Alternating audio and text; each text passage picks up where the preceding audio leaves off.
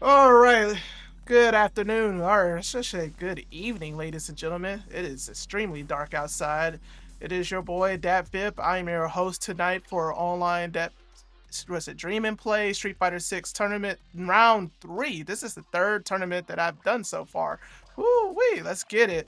I have Robbie Vota here on the mic with me as my commentary partner. Hey Robbie, how's it going? How are you doing tonight?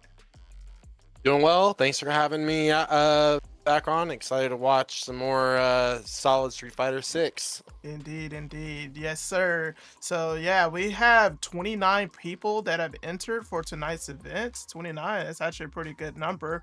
It's actually been steady with the numbers. I think last week last tournament we had about 30 people, and the first one we had about 35 or 36 people as well. So, I'm happy to see that players are enjoying this and are taking advantage of it.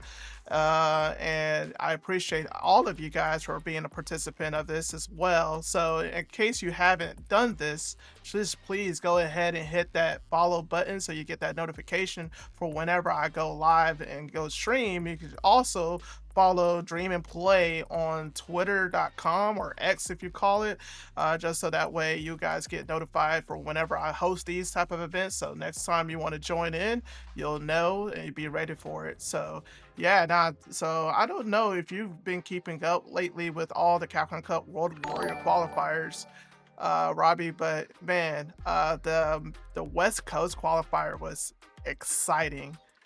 Your boy Chris Tatarian with the Ken.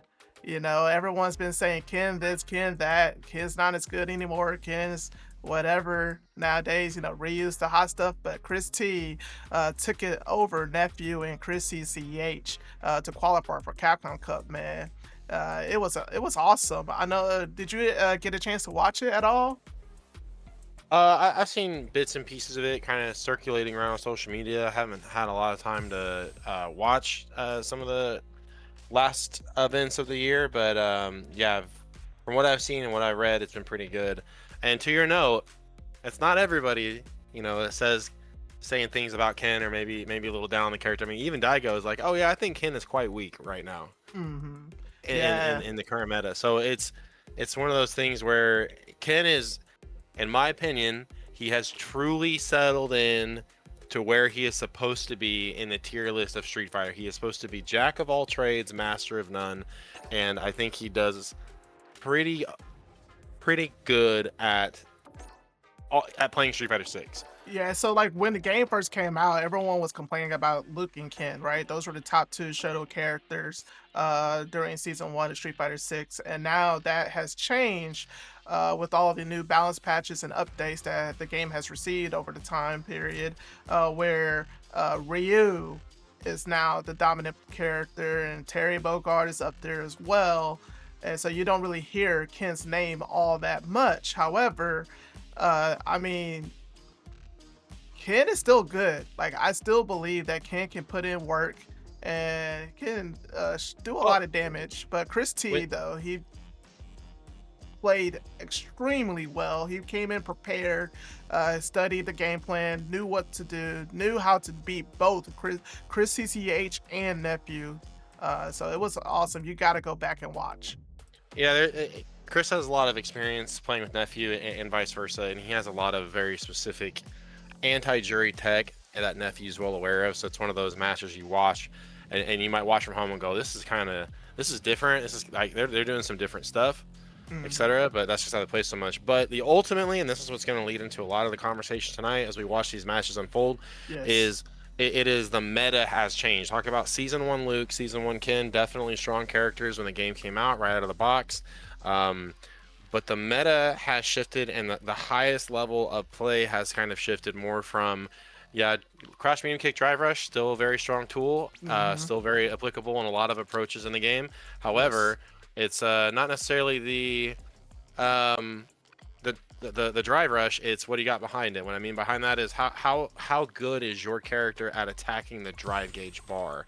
A observation pretty much from the go from a lot of players, myself included, was you don't die when your health reaches zero. You die when you go into that and into burnout. So being able Hmm. to attack that, and the highest level players have gotten so efficient at attacking that drive gauge, and that's why you see characters like everybody knows JP has been strong, but Hmm. now the bullet point to why JP is strong now is not just simply zoning, it's his ability to attack the drive gauge just as strong as he is close up as he is Hmm. full screen, and no other character has that ability to that level than Hmm. JP. So that's why I think that using JP as kind of the example of, is he the best character in the game? Well, who knows. But when you do have a mastery with that character at the highest level, you can attack that drive gauge more efficiently than any other character in the game.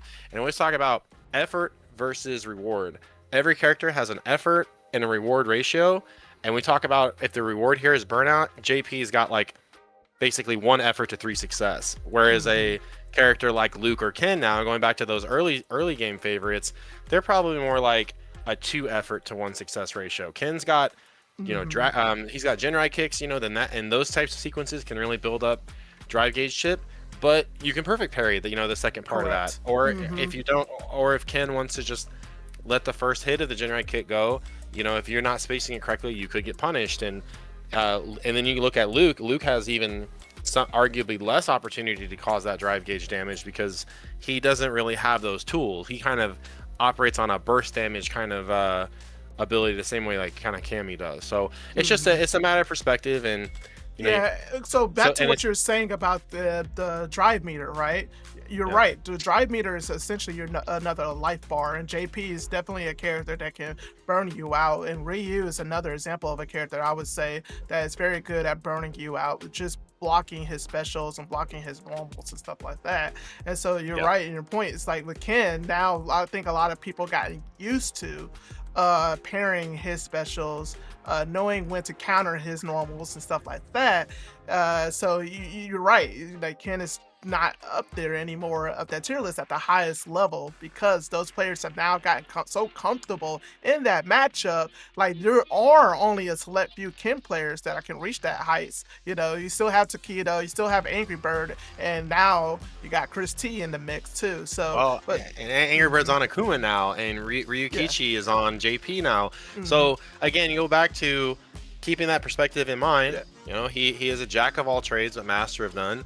Indeed. Ken still has every single tool to win. Yeah. And then you look at Ryu. I talk about that effort versus success ratio. Ryu's like a Hmm. 1 effort to 3 success, Hmm. because while he doesn't necessarily have the burnout ability that JP does from full screen, Hmm. that solar plexus being +3 and the proximity guard attached to it makes it incredibly difficult to navigate and make that button whiff punishable. And then you Hmm. start throwing things in like donkey kick with the weird hitboxes on that and making that hard to whiff punish. Hmm. The Hashirgeki strings that are Yep. plus Yep. if Yep. you have Denjin charge. So again, and the name of the game is, we're not talking about like, wow, but Ryu can do a 7100 critical art combo with all his resources. No, we're not talking about that. We're talking about how many opportunities does your character get a chance to attack the Yeah. drive gauge. And then the third character, the honorable mention in this conversation, Yeah. Ed. Oh wow. And Hmm. Ed also, it's the ranges that he makes you play at are kind of like Dhalsim ranges. The Hmm. difference is that Ed can also get on top of you and again attack that drive gauge. And then when Yep. the Yep. level Yep. 2 comes in, that's where the damage comes. So having a character that can be so efficient with just 2 bars of super, again, go back to Ken. I need that level, Ken's need that level 3. Luke's, they want that level 3 Yes. because they know Yes. that's where their big payoff is. But you have a character who can get mad efficient with the level 2. That's just more bar and more opportunities So later it's on. pretty So, ironic that you brought up Ed because guess who won last week's well, event? and I was It that was was where I was going with that again, is we had, a Psychoactive. BearFace and Yeah. Psychoactive grand Mm. finals where you had a very hyper efficient Ed against a very dangerous Ryu, and that's how they made a lot of their that's how they cut their path to grand finals, was Yeah. attacking that drive gauge. So I All expect right. to see some solid Street Fighter 6 here tonight. Indeed. And without further ado, our first match of the night, we got Samson K versus JoeStar. So Samson K is our KC resident player. He's been on Ed, locked and loaded, and he's been pretty good. He's been leveling up with this character for about 6 to 7 months now. He primarily used Chun-Li, but we were just talking about the strengths of Ed. But right now, he's kind of getting bullied by Sagat's Tiger Knee. Yeah, so early confirm there out of the Nexus. establish that mix-up, catches Samson kind of asleep at the wheel. Like to see back fierce, Tiger Knee, DP if you don't have the Tiger Shot combos, but Correct. Samson K gonna try to get back to mid-screen and back into the smash. What a whip punish there. Nice damage. Tries to bait out the Snatcher. JoeStar with delayed jab finds one, but here's Samson K. Breaks first one to strike with the EX reversal. We talked about that all night tonight. Follows up with the, if you're losing on the ground, you're going to be holding north, and I got a DP for you. And again, just to get it out of the gate. Round one, maybe he could have killed with a level 1. We want that. We want that momentum. Indeed. So Samson already saying, I don't trust your reversal habits, and he's gone for the bait twice now. Hasn't really worked out. Still catching the delay button on JoeStar, and we saw that crouch jab last time. Looking for a crouch medium punch that time. Block that Tiger Knee standing if you can. And if I'm JoeStar, I'm saying, oh, okay, so he's doing a lot of walk back. I might try to thread that forward light kick in there a little bit, because that is a standing low. Try to stop the walk back and make the Tiger Knee more advantageous. Samson, not a good DP spot, looking for an air-to-air, can't find anything. More plus frames here. Both these guys kind of on that delay timing there, so the plus frame is not really an issue. It's going to really come down to who's going to start trying to open each other up with the throw. But Samson, first verse same, or second verse same as the first. Level 2, close it out. Game number 1, going to Samson's head. See what JoeStar can do here to adjust. This is that fireball spacing. Again, traditional fireball game with Sagat, it feels very awkward. It's not the super turbo throw low Tiger shots all day. A lot of Sagat players, the OGs, they are missing those light kit Tiger fireballs. So unfortunately, he doesn't have those anymore. But he didn't even have any fireballs on the kicks no more. It's all on those punches. So, and I think JoeStar doing a pretty good job. It's you gotta sprinkle them in. Can't give up on the fireball game completely, especially because you have gotten Samson K to jump a couple times. So looking for those Tiger. Yeah, I'm looking for someone to throw right now. It doesn't seem like either guy is wanting to throw. There we go. Samson's starting it off with the throw. Last time, I mean, like both players have had plenty of opportunity to establish some, relevant frame data, all things considered. So yeah, that throw is coming in because again, it's not about that they're blocking your offense; it's how are they blocking. So now Samson with that throw out of the, I believe that was out of drive rush. He can set that up for a shimmy. JoeStar trying to get some space here. Tiger Knee snipes him out, takes some Oki, delay parry by Samson, and there's that delay button. I've been talking about it. It's who can take that information first and really put something into it. How can you manipulate? And we talk about attacking the drive gauge. JoeStar hasn't really got the opportunity yet, but Sagat got that big stand medium punch to really just smash away. And there's an EXDP by JoeStar. Baited out the kill switch on the back end. Here comes Samson. 2 straight. Nice, good stuff. Is it first to 3 it's or? First to 3, yes, it is first to 3. Okay. So we still got one more set to go. Well, one more game to go. If Samson is going to close it out, or So what I'd like to see here from JoeStar to kind of turn things around and use the button timing against Samson would be to crouch medium or crouch heavy punch if you can get in the range. Crouch heavy punch drive rush. That is a true string. You cannot DP option select through it, and then try and really start building some of that frame advantage conditioning off of the, you usually see a lot of Sagats do double stand medium punch, again, just to get that drive gauge chip in there. And again, it's not always about hitting somebody, it's about making them block and seeing how they're blocking and then capitalize when it matters. So see if JoeStar can kind of close the gap here and keep Samson from running away with this 3-0. Jumping Samson. I like the air-to-air for Ed. Light punch DP, not always the most reliable anti-air, but now JoeStar back the corner. No drive reversal yet either. There's that Tiger Knee. Try to get some frame advantage. Another one right here. That's where you need to see the stand medium punch again. Trying to make Samson block something just so that you can adapt. Hey, there's that crouch fierce drive rush. Good damage on the back end. Tiger Nexus, fully charged DP with the wall splat. Let's see how he applies pressure in the corner. Another one. There's the stick crouch fierce again, but that time Samson's like, you know what? I don't care. Throw anything out here. That's one of Sagat's kind of weaknesses. A lot of those special moves, especially when he's in burnout, gonna get caught by the drive impact. So again, seeing some good life here out of JoeStar, but is it too little too late? Nice sweep Big right there from Samson. Yeah, you mentioned Samson K, though it hasn't been super active in recent years in Street Fighter, still holds that OG status in Kansas City. Yes, Still Level definitely 2. a person not to be underestimated. Yep. All right. Keep it simple. And again, Samson saying, you know, I feel the boiler point. I feel the pressure building, and that's twice. I'm gonna be safe. I'm gonna be non-committal on the wake up. I'm just going to try to bait something out. JoeStar, he's got to cash out here or something, because anything right here, Samson looking for that DI. Here comes the level 2. Try to cool the jets. JoeStar's got some real estate. Drive rush sweep underneath and the wake of level 3, but we got a death combo right here. Yeah. Almost some like weird other side level 2 juggle action, but yeah, Samson will move on, and you know, good stuff to JoeStar. And again, I think the main thing to take away from that is putting pressure on your opponent early and using that information.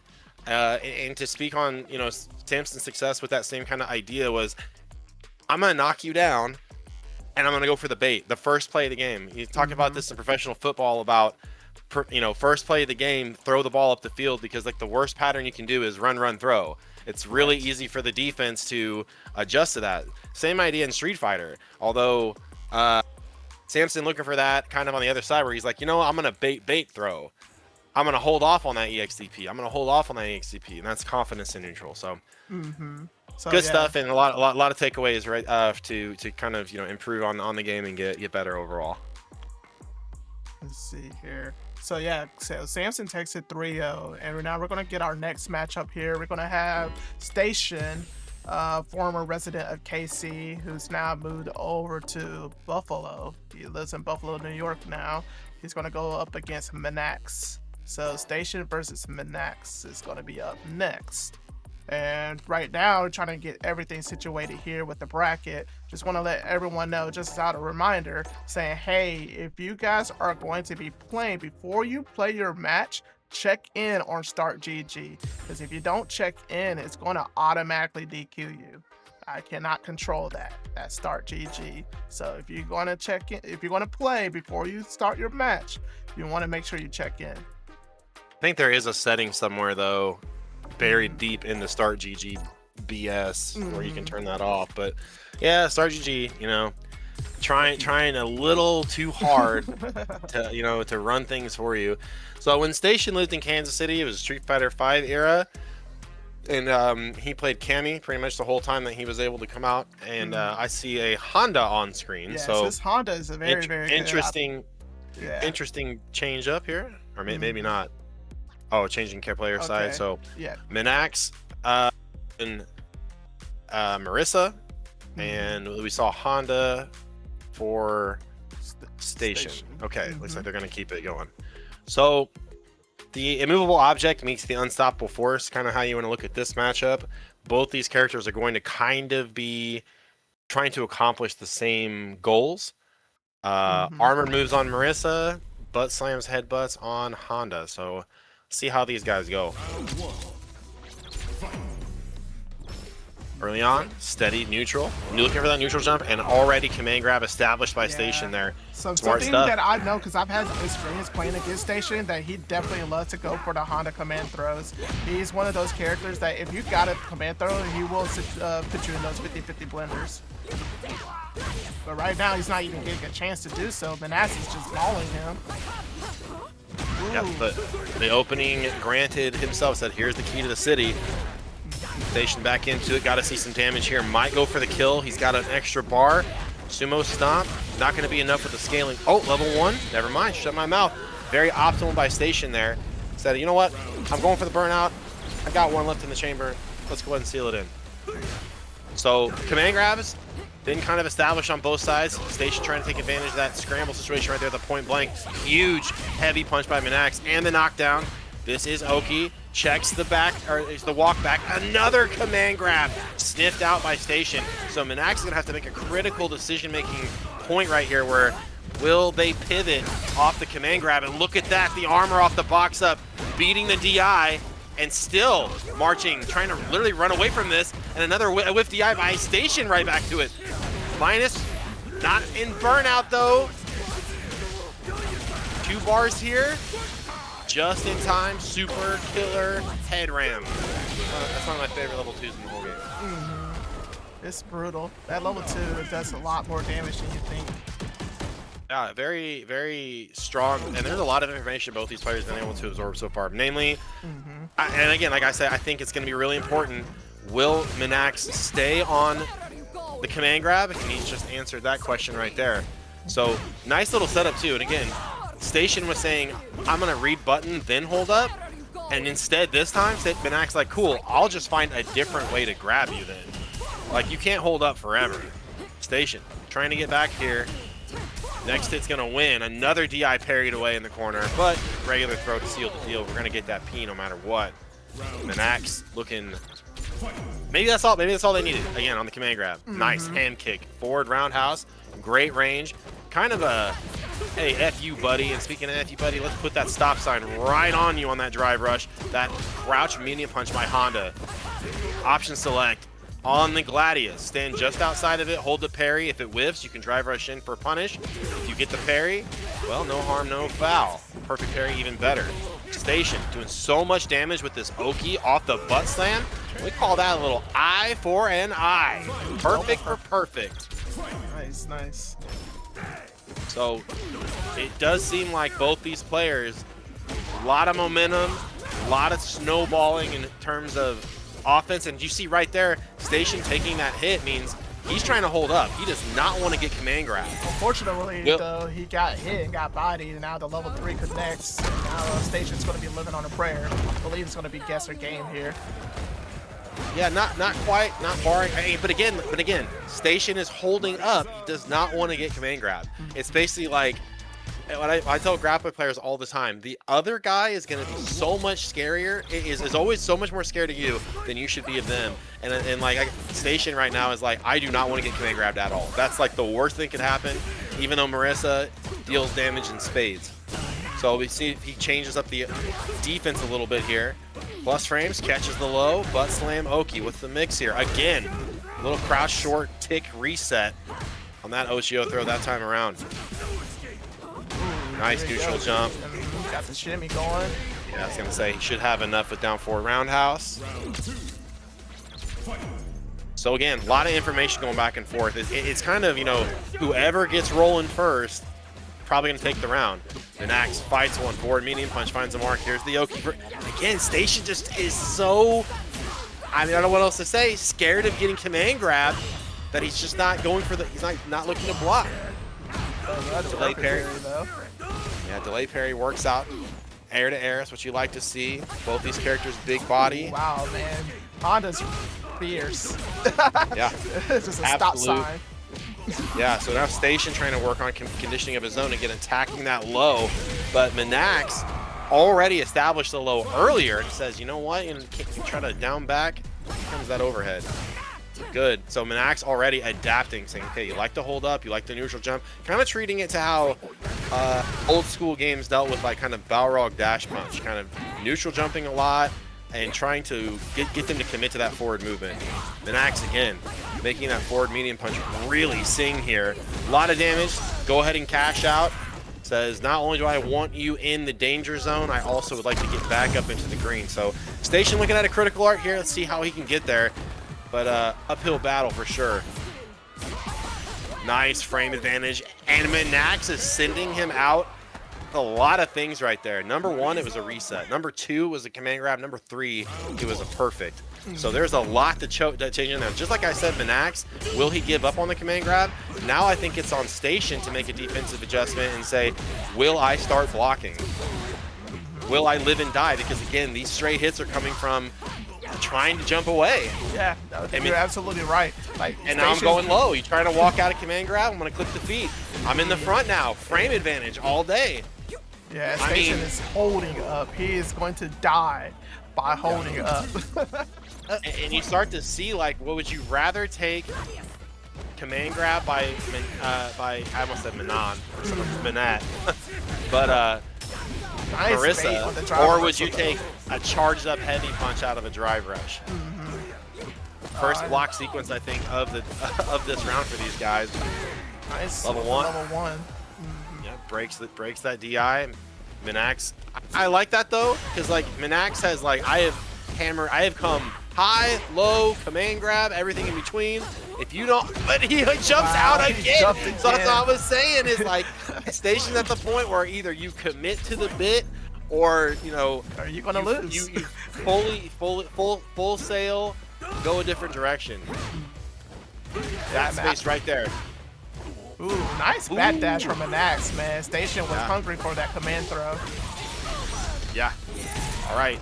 So first the 3 scenario here. Menax half a life bar away from moving on here. Winner side round 1. Station only got 2 in the chamber, both drive rush and Ooh, that, wow, that what means an you know the anti-air. matchup. Yeah, that target combo is crazy.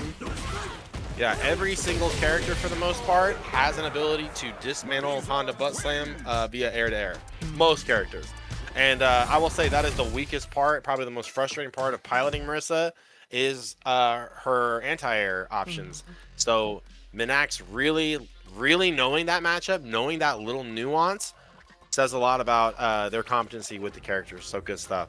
That being said, man, you know, Station, sometimes you got to look at it as my hard reads just didn't pay off that day. Correct. You know, he held up, he got hit. He held up again, he got hit. So, sometimes though, all those are command grabs and it all works out. But yeah, again, I think that moment where you say to yourself, do I continue to hold up or do I start blocking? And the minute that command grab touches you, you're like, ah, I just would have kept holding up.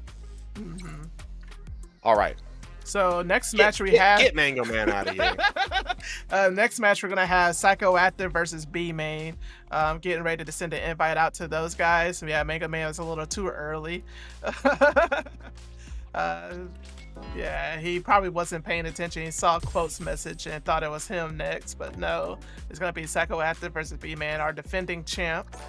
He's gonna come in here for a minute and he's gonna go up against I can't remember what character Bmaine plays. He's been active in some of my lobbies. I know he's come in every now and then. Let's see here.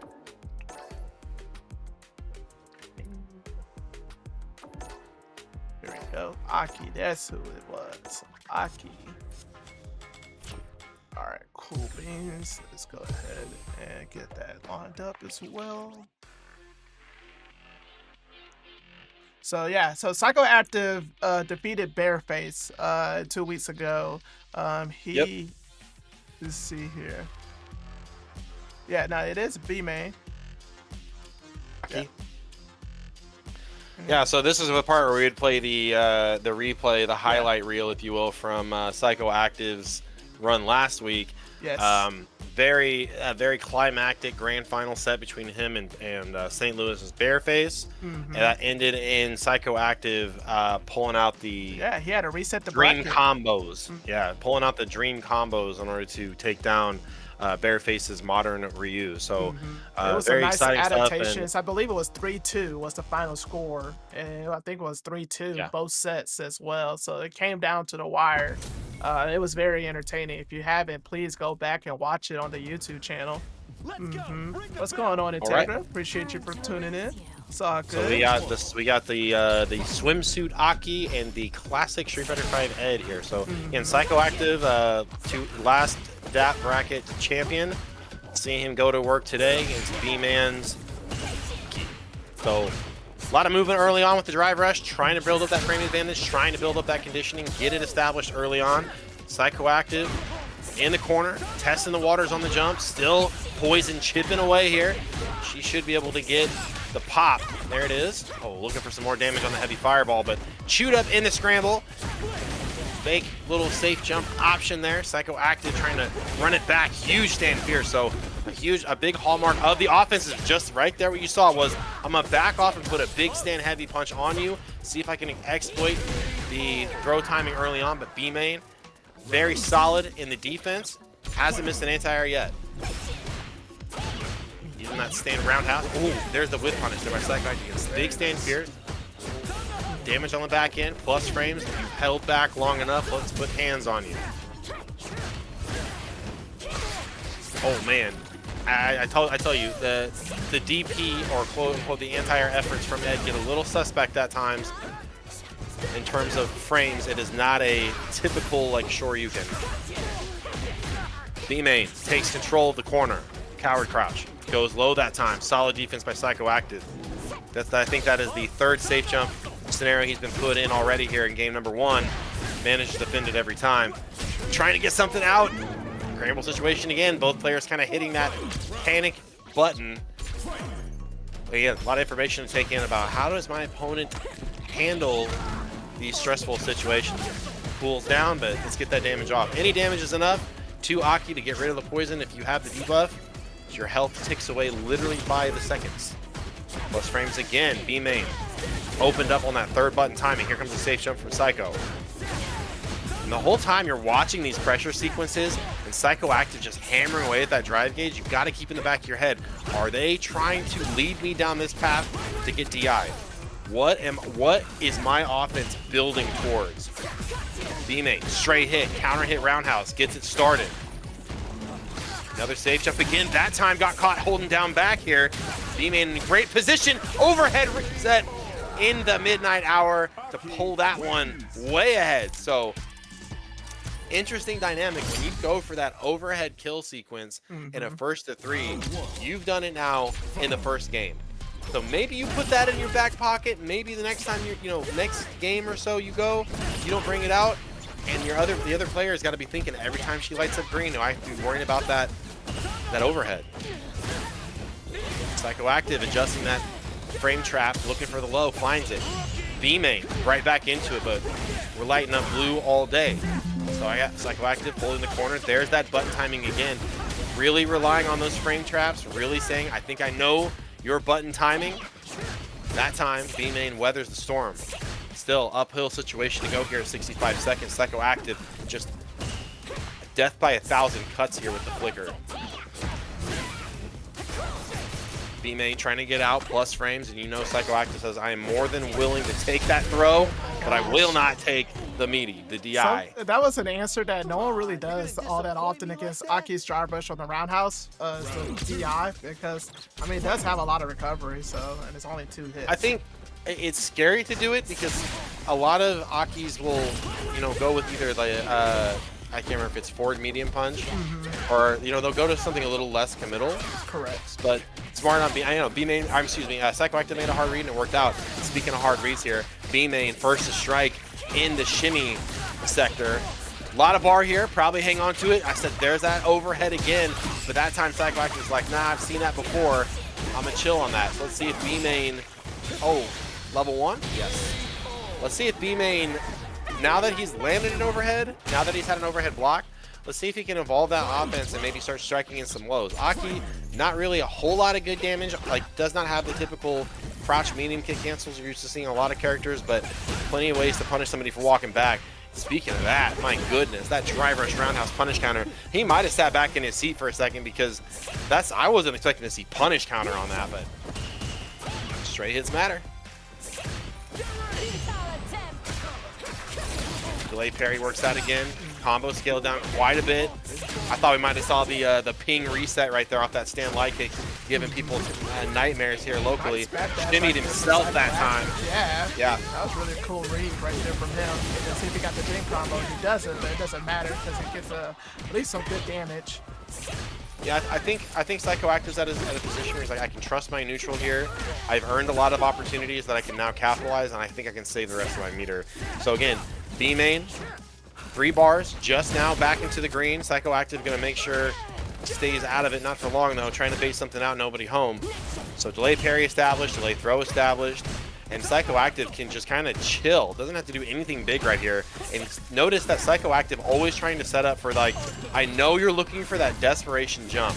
I know you're trying to do something big here to steal this back, and I'm gonna put myself at a spot where you can't do it. And now that I got you throw teching, it might just be downhill from here. Dang. All right. So enough of those little close-range drive rushes leads Bmaine into opting for the parry. Again, try to steal the turn back with a perfect parry. Psychoactive 1 step ahead, finds the throw. Drive rush is getting checked now. Both players thinking about it. How am I going to approach? How does my neutral look without the comfort of the green glow? Haven't seen a command grab yet on Bmaine's side. Like the drive reversal there. Again, -2 in burnout instead of -6. A lot of plus frames on the snatcher. Bmaine gonna get out of this burnout pretty much consequence free, and more than enough meter. More than enough meter to seal the deal. Oh wow, the whip throw. Oh man, He another got one. a punish counter. However, he didn't convert fully, but it doesn't matter because he got some damage. Wow. I think that's Bmaine's one of those players, right? That a year from now he goes back and watches this stuff and go, dude, I really wasn't confirming those. What am I doing? Psychoactive used this level 2 kind of to catch his breath, get some of that gray bar back, and more importantly, get back to mid-screen with Bmaine. Still hammering away. The queen of burnout is Aki. Tried to walk a little bit too far there on that tick throw opportunity. Correct. But hey man, when you walk into somebody's space and they start punching you, you gotta say that is the line in the sand. How can I use that button the timing? Now we're gonna play the James Chin's game. Is it gonna kill? No, not even close. Because I think Bmaine was like maybe one medium button outside of critical art, but doesn't matter. Indeed. Doesn't matter. It is 2-1 Bmaine right now. Like I said, like in those opportunities where you walk up on people, and again they see him start pressing buttons, or maybe they start throwing, you can use that button timing against him. Nice bad dash again. Yeah, Psychoactive is very good at reading people's throw attempts because he's been bad dashing a lot. However, that has been getting him in trouble if the opponent decides to start beating him. Oh, I wonder what happened there. It's like Bmaine just pulled a reversal on him. Nice counter hit right there for Psychoactive, man. It's so hard to hit Ed. And he's neutral jumping like that. And with those low normals, he's just able to get those conversions. Yeah, I was just getting ready to say what Psychoactive's got to look out for here is a drive rush overhead or EX hands to try to skip that neutral. There's that low I talked about earlier. This is all earned, and welcome to the circus. It is a juggle fest right now, and Aki is taking center stage. All right, we might see an upset right here. I mean, Psychoactive won the last week's event, so Bmaine's about to put him in losers very early. Yeah, an early exit to round 1 would, I think, in context of this tournament, I think we could say it's an upset. But Bmaine, that time, punish counter on the roundhouse, gets the full conversion, has the corner, put 2 on him, back to back, almost shimmies there. All damage all day. And did she just level 2 or level 1? She's got level 3 now. It's so crazy how her combos, her juggles, were able to help her build that level 3, man. Aki's underrated. I think she's slept on. I think she's one of the best characters in the game.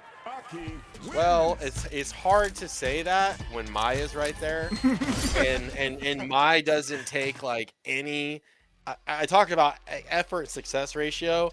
Maya's like 1 effort to like 4 success. Yeah. Like the only thing holding Maya back is, you know, that she's boring to play, I guess. I don't know. But you know, people like winning way more than they like doing combos. Yeah, I promise you that. I know that's one of the reasons why Chingo dropped her. He was like, it's just not fun. I'm like, bro, winning is not fun? How is winning not fun? You should stick with Mai. She's amazing. But I understand where he's coming from, though. Play who you like. That's my motto.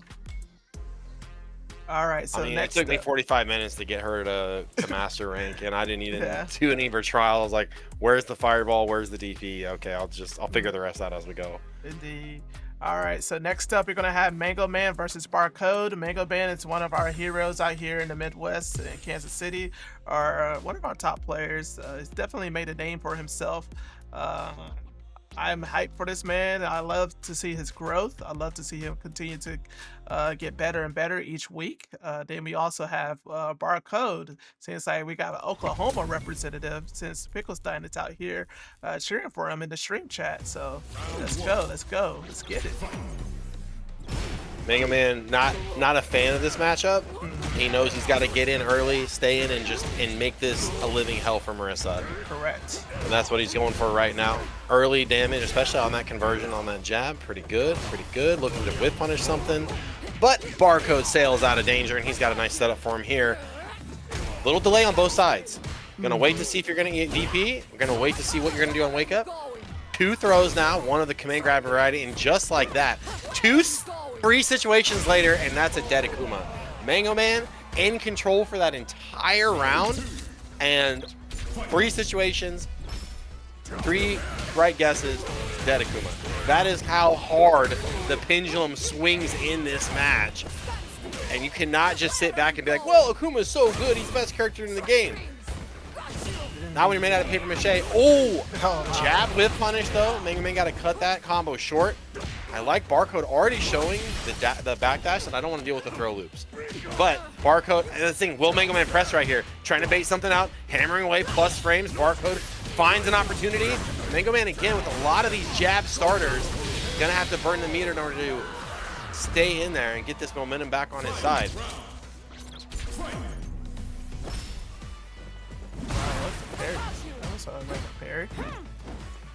That's like the one. That's like the one nerf I want from Akuma is more hitbox on the fireball. That's like it. You can keep everything else.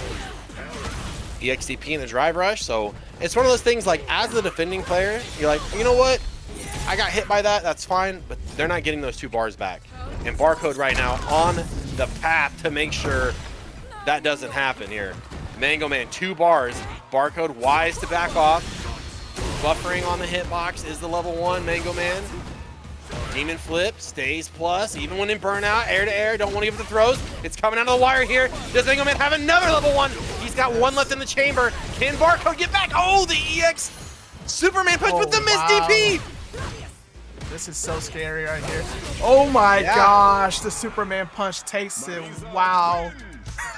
Man, really coming down the wire there because you cannot just loosey-goosey throw out a DI against Marissa, especially when she is like in there, because the Gladius is gonna bust your DI up. So MangoMan might have waited a little bit too long, but Barcode threading a needle. A lot of stray hits causing a lot of big damage here for the Akuma main. Drive rush sweep, really trusting that Barcode doesn't know the setup. Tries to go for the overhead, big shotgun, EX Gladius, EX smash, can't get it. Was it a drop or was it a reset, chat? You decide. Barcode looking strong here. MangoMan looking for a cross-cut DP, can't get it out. We'll count it on that one. And again, if I'm Barcode right now, I'm saying, that's fine. I'll take the 2 bars. MangoMan keeps pressing. Holds down the big parry that time. Up incoming damage here. The drive rush gives the extra frame advantage, the extended combo. Tough spot for Marissa to be in right here. MangoMan gonna pick him apart with a throw. And if I'm Barcode, I'm going like, well, that's fine. It happens. Happens to the best of us. Get a Kuma. Cross up. There's the button time for Barcode again. That little kind of gingerly tapped in their jab. Just enough to make you second guess how you want to pressure. MangoMan trying to do a little too much there, but gets paid anyways with the perfect parry. Again, the jab starters here kind of killing his damage, but maybe he's got a plan cooking up. Walk back for the fireball spacing. Superman punch comes in. Another jab starter. Here's the knockdown. Plus, even on the parry. Still got to respect the frame advantage. Both players parrying at the same time. Both players loading up a drive rush. And Barcode, does not get the damage out in time. What is he buffering here? Can't go air to air. MangoMan needed DP to super, but he's gonna get it anyways off the parry. Excuse me, off the throw, the shimmy. Man, Barcode, just a little bit of a sign of weakness, a little bit of panic. And MangoMan eats it all up with the Raging Demon finisher. Good stuff from MangoMan for bouncing back after that first loss. Man, Barcode really had that game in dead to rights. He was there. staring down at 0-2 hole MangoMan was, so yeah. Nice bounce back. 1-1 here. Big starter, stand medium punch, heard round the world on that one. You know Barcode says part of this matchup is I need to get out ahead early. Agreed. I mean, that makes sense because Akuma, I mean, if you let Akuma get started, you're going to be in Vortexes all day. But man, MangoMan with another whip and Barcode. Huge whip punish by Barcode. Oh my gosh. Tricky little setup right there. And MangoMan caught waking up with jab. Easier said than done. That crouch heavy punch from Marissa against all of the air options from Akuma. Barcode, it got some cojones, man. That crouch spirits, you got to deal with demon chop, dive kick, air fireball. Crouch spirits is just what the doctor ordered. Wake up level 1, get off me. No longer throw me out of that. That was a buff from the last big change. And you know after all this offense that Barcode has been just pressing on MangoMan, that command grab was coming. It's very smart. Again, anti-iron with this character can be so frustrating. Barcode showing some real proficiency there. Doesn't want to go for the fireball game. Again, overhead got blocked last time from Akuma. Just as I say it, though, MangoMan not done with it. A little bit of scramble situation right there. Can back each another one. So I don't think I have sent the message yet. No fly zone. Neutral jump. Takes the punish counter. Smart stuff by MangoMan saying, man, you do not want to block here. The question is, okay, so Kuma going to be able to close this out, barring any catastrophic ending. And what sucks about that is Barcode losing with all 3 bars of super on the way out. Not saying that they had a lot of opportunity to do it, because again, this matchup feels like absolute hell from the Marissa side of the board, because Akuma got so many more opportunities to get that offense started, kind of what Dap was saying earlier, than Marissa. So it's get out early because you might not get another shot. Wow, what a risky DP right there from MangoMan, but it pays off. Imagine if Barcode blocks that DP. I don't want to. Nice. I don't want to think about it. Well, you're about to see it. Yep. So, again, big pivot moment here for MangoMan's defense. Will he continue to go with the EXDP, or will he cool the Jets? Trying to hold up, doesn't want to get scooped. Barcode immediately senses it and says, now you're down back in. Let's get hands on you. Another one. Get out the CTE tent. Roll him out of here. Yes for game. Oh my god. Wow, I could have swore there was a button there from MangoMan. And the reset. Wait a minute, Dap. Yeah, Marissa's burnt out here. She's nice.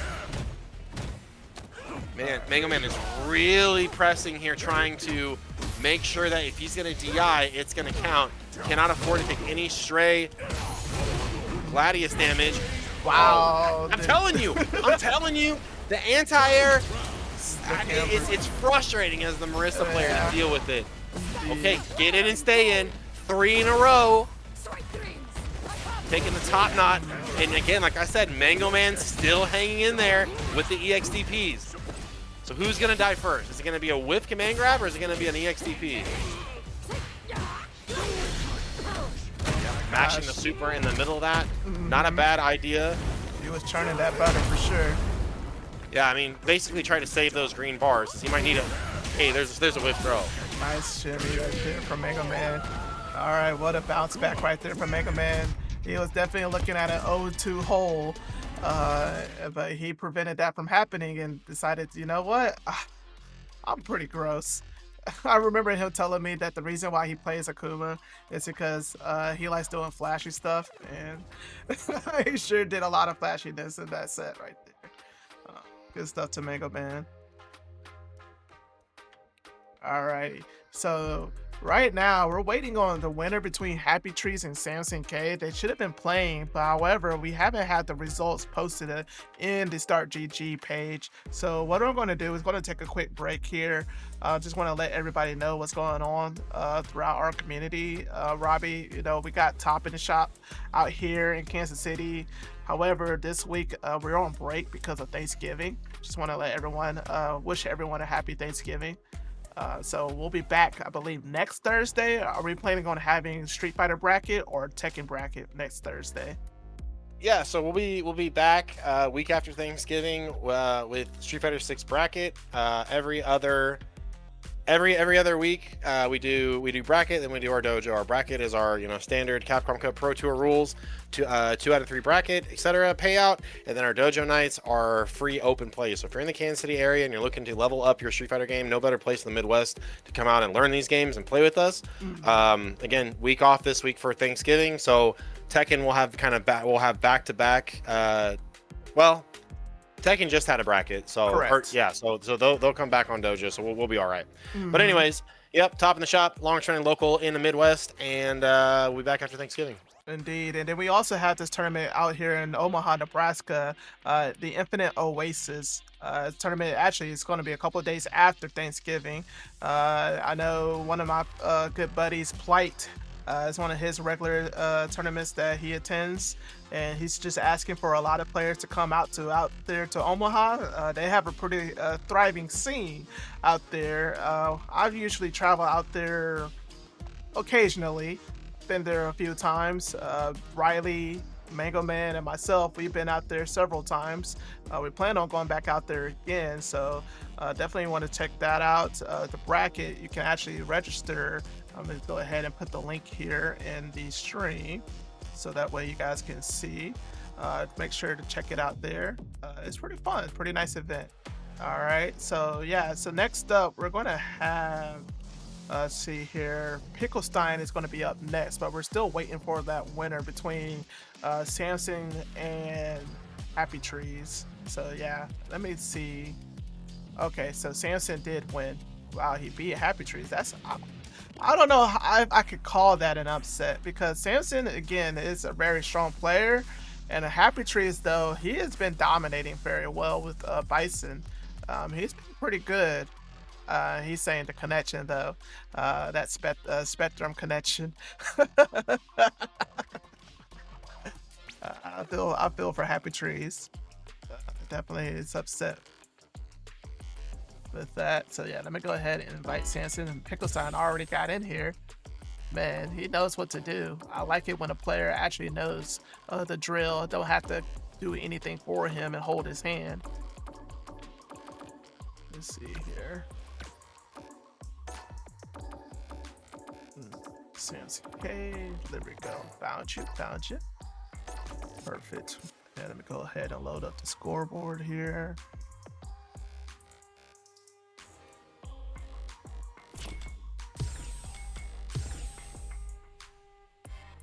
All right, so yes, PickleStein and Samson K, you guys can go ahead and start. Just make sure you guys are ready to go.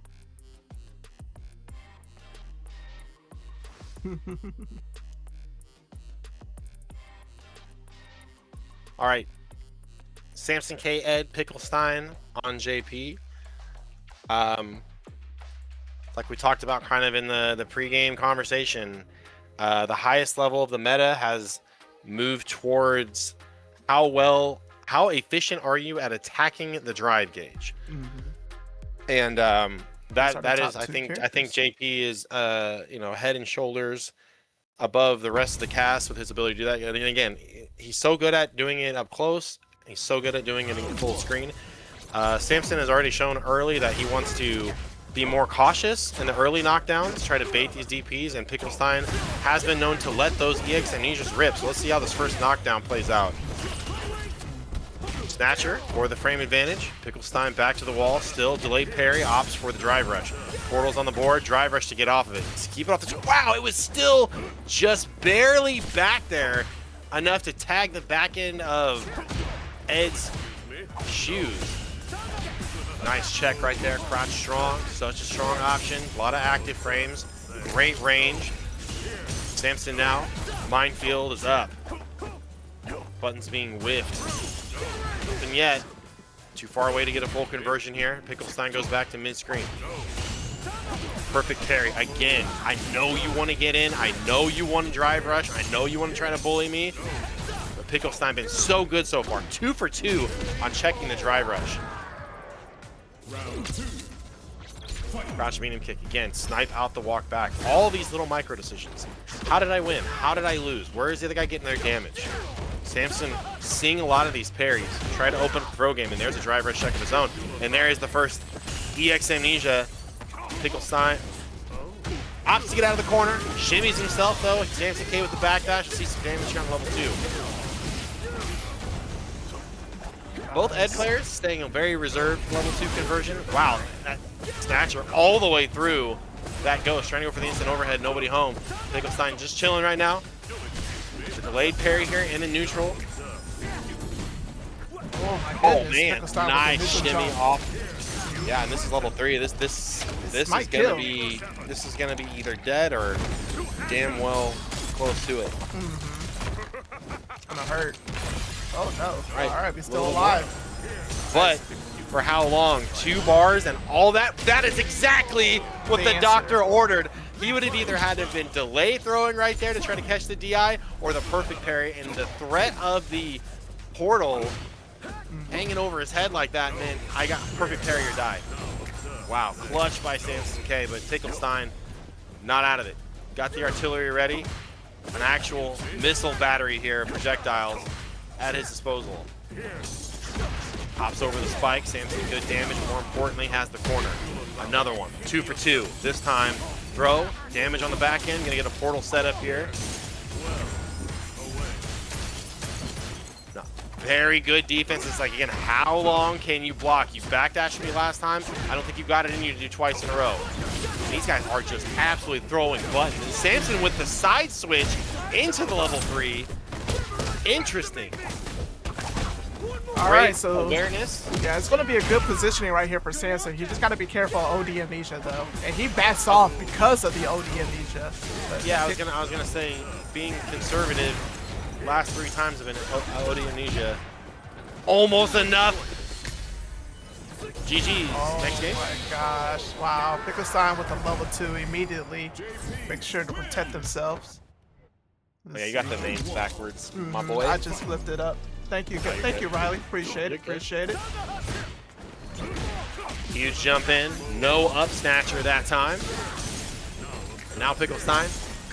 Again, I like to say, well, JP's in a good spot right now, but again, that's really the thing is JP's kind of always in a good spot. And usually you've got characters that are really strong in zoning, but might be a little bit weaker up close. Not this guy. And doesn't have the lower health that Akuma has. Nice. I like that by PickleStein. Man, the awareness of both these players right now are so good.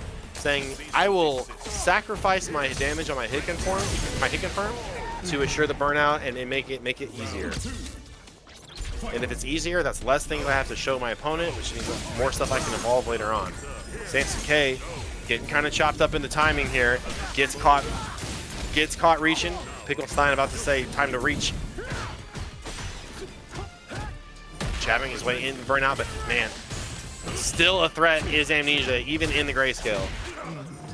Samson getting a little bit greedy with this free frame advantage. Again, 4 extra frames of frame advantage while you're in burnout. Man, what a neutral jump. Yeah, and I'm saying PickleStein putting lights out here. But don't even give him a chance. Straight to it. Yeah, that's one of the things that with burnout, like a lot of players want to DI to get that advantage, right? But then you realize that the opponent, they also know that they're in burnout.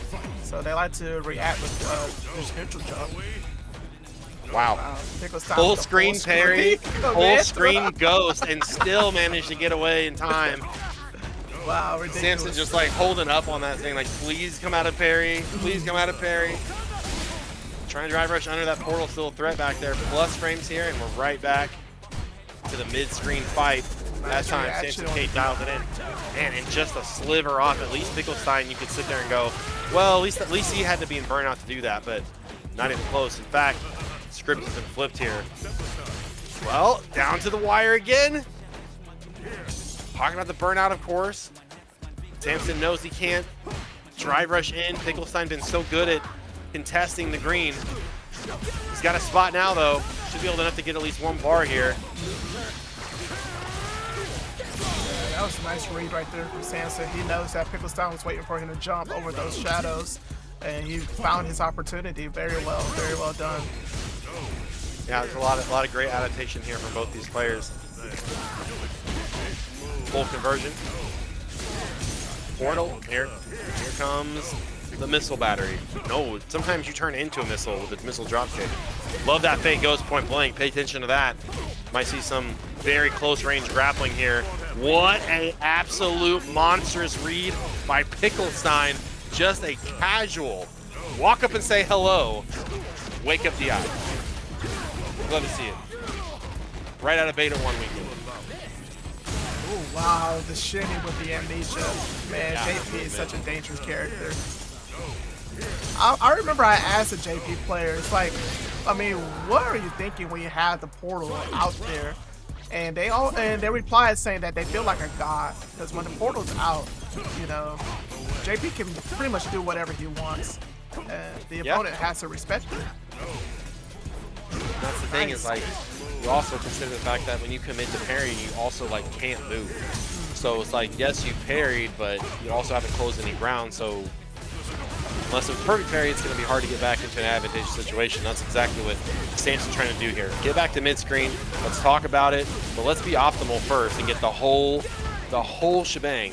Neutral jump, trying to bait something out, trying to get some damage out of these amnesias, but PickleStein so elusive, so ready. 1 bar to work with here, 1.5 bars, more than enough here to kill. Here comes level 3. Yeah, she's taking 3-0. I think so. Wait a minute. Okay. Good stuff to PickleStein. Yeah. And that's a set, you know, that's already my set where I'd be like, man, I want to see those dudes go like first to 10, just to see how many different adaptations they can make, because there was a lot of stuff happening at a very, very fast rate. Yes, just to PickleStein. Moving on. Indeed. So it was fun. I enjoyed watching that. And now, yeah, so next match, we're going to have a really good one. I think this is going to be an exciting one. The match that I've been looking forward to a lot lately. It's going to be MangoMan versus BearFace. So MangoMan actually beat Menax 3-1, the Marissa player. So, man, that's really good from MangoMan because I know Marissa's been a challenge for him. He's gotten through 2 of them today, so good stuff to MangoMan. So then let me go ahead and invite both of these players in here. Get MangoMan, BearFace. You said MangoMan and BearFace? Yes, sir. It's going to be an extremely So, fun match. I am to understand, these 2 guys played earlier this week in some capacity. I don't know if it was casuals or battle lounge, or maybe they met each other in ranked. But there was apparently there was some words said between these two young guys. So this is like what you like to see. You want to see a Ryu main and a Kuma main really get down to brass tacks and punch it out. So I'll be interested to see, you know, because this will be the follow-up, right? This will be like, it doesn't matter what you said, you know, in chat or in Discord or in DMs. It's winners versus it's whoever gets the win. That's all that matters. PickleStein doesn't care. He's like, no. I'm at the top right now. If you can kick me off the cab, I'll let you run the rest of your tournament. But for now, I am big chilling over here. Type it in chat, but won't get out of the room. Thanks for joining us tonight. This is DAP's Dream and Play weekly, bi-weekly tournament. MangoMan going for the Ryu mirror. I don't know about this. Indeed, but it's gonna be interesting. That's for sure. MangoMan has been playing Ryu a lot lately, but I don't know if it's ready for BearFaces. We're going to have to find out though. Well, we'll get to it. So Solar Plexus Strike, Hashogeki Strings, and Donkey Kicks is what you're going to expect from this. It seems like we may have issues with CFN. Doesn't seem like they're getting ready to start. All right, there we go. All right. So BearFace plays this very consistent keep away game with the kind of come get me, and I will donkey kick you with the modern DP. MangoMan already has established his fireball game early on. Up close, throws broken away. That just means the shimmy is coming. Wow, big forward roundhouse, but no follow up here. BearFace first to strike with an XDP. MangoMan wise to jump away and wise not to parry that fireball, knowing that drive gauge was so low. BearFace kind of on his back foot right now. +3, incoming, another one. Can't get over the top. BearFace with the anti-air. First throw, it's good on MangoMan. He's got the life to take it. Drive rush back and forth, back to neutral. Huge jump from MangoMan. Should have enough to kill. Doesn't opt for the super though, because he's that confident in his neutral that he's gonna ring the bell over the top with the overhead. The bane of every player's existence. The round opener heavy donkey kick. Yeah, and I mentioned this earlier, how about Ryu is one of those characters that can burn your drive meter. He has the specials and the normals to do it, but both of these players are very aware of it with the donkey kicks and the solar plexus. Yeah. Oh my goodness. I mean, that's a lot of BearFace's game plan was walk back, here comes the light donkey kick, and I'm going to try to whip punish you for trying to whip punish me. Man, oh my god, this might be death here. Yeah, no, this is definitely death if he doesn't drop this. Wow, that was optimal. That was good. I mean, I don't know if it was optimal, but hey, it looked neat. It got the kill. That's all that matters. It got the job done. Good stuff to MangoMan for taking the first game. So far, overheads the beginning and the end of the offense here for MangoMan. BearFace managed to break up a lot of that pressure in game one with the xDP. See if he tries to go back to that. And MangoMan saying, I mean, we can take pages, I can take the whole publication if need be. Point blank fireball fight here. What a whiff punish on the crouch medium punch. MangoMan has the corner, tries to bait the DP out again. Risky to try to backdash there. BearFace, good spot, but oh man, that super late jump. Manages to find a spot. MangoMan hammering away with the jabs here. Say, cool, let's attack that drive gauge bar. It's BearFace back to the wall. My goodness but he gracious. didn't get the punish though. Oh my gosh, MangoMan is just trolling right now. He is definitely oh my goodness. It might come back to bite him in the butt. Don't play with your food, especially a bear. He's gonna get out. He's got claws, he's got teeth. Oh my. Putting MangoMan to sleep. And like I said, man, it's just finish your food. There is no need to toy around. Okay. Hard read on a fireball. BearFace not gonna really get anything out. Hard read on a fireball again. BearFace, again, BearFace just chilling right now. I'm gonna take exactly what you're gonna give me. I don't need to do anything flashy. You haven't shown me anything flashy except for an overhead, so I don't need to do anything big. Wow, with the donkey kicks right there for MangoMan. Yeah, heavy donkey kick and a light donkey kick. That's like every Ken player's like most cliche thing, right? Is like, oh, you blocked the first DP, I'm gonna EX DP. Full screen Dingeon, right back at you. Return to Cinder, not quite close enough to the wall. Dingeon to keep the fireball game up. A light fireball is ready for these fireball confirmed secret levels. Oh my gosh, level 1. Yeah, like BearFace right both there. in burnout here, and the thing is that MangoMan first to get back to the green, he doesn't have a shot. Panics, and BearFace picks up a level 1. I mean, I don't know what to say, man. MangoMan, he's running it back again with Ryu. He says that, you know what, that first one, that previous game, I gave it to you. I can still beat you. Well, BearFace, for the first time, as I say that commentary curse, leading the round. But again, okay, again, that's that. Nope, Jesus wept. Neutral jump, trying to get the DP out. If you want that kind of reach, go find Ken Master. Nice parry right there for MangoMan. Yeah, but that parry on the sword gave him like no drive gauge. I don't know if anybody else saw that, but MangoMan like didn't get any drive gauge back from that parry. That was wild. More plus frames here. Mic check 1 2 3. Am I still here with you? Yes, sir. You're still here. I think the stream might have died, or maybe Twitch acted up. I don't know. Trying to drive rush under. Yeah, refresh your stream. Okay. If you're well, wow. I mean, not you. I think, I think the stream, you guys need to refresh. My stream is still going. So, yes, sir. I hope, the stream is still live for me. Well, if you're back in it here, MangoMan, 1 round up here. Back to back EXDPs. Oh, nice whip punish right there from BearFace. Measuring that low 4 distance perfectly. Got to keep it meaty, so I don't even give this guy time. All the way back to it. BearFace 1 round piece here on game number 2. All right. Let's see here. Fireball game. Looking solid. BearFace first one to let that EX Fireball rip. Can't get that free Dungeon charge here when BearFace has got the level 1 modern inputs just a button tap away. Dungeon used up. Now you can go back to throwing fireballs here. Mix, stand jab after the drive rush. Stay plus, stay active.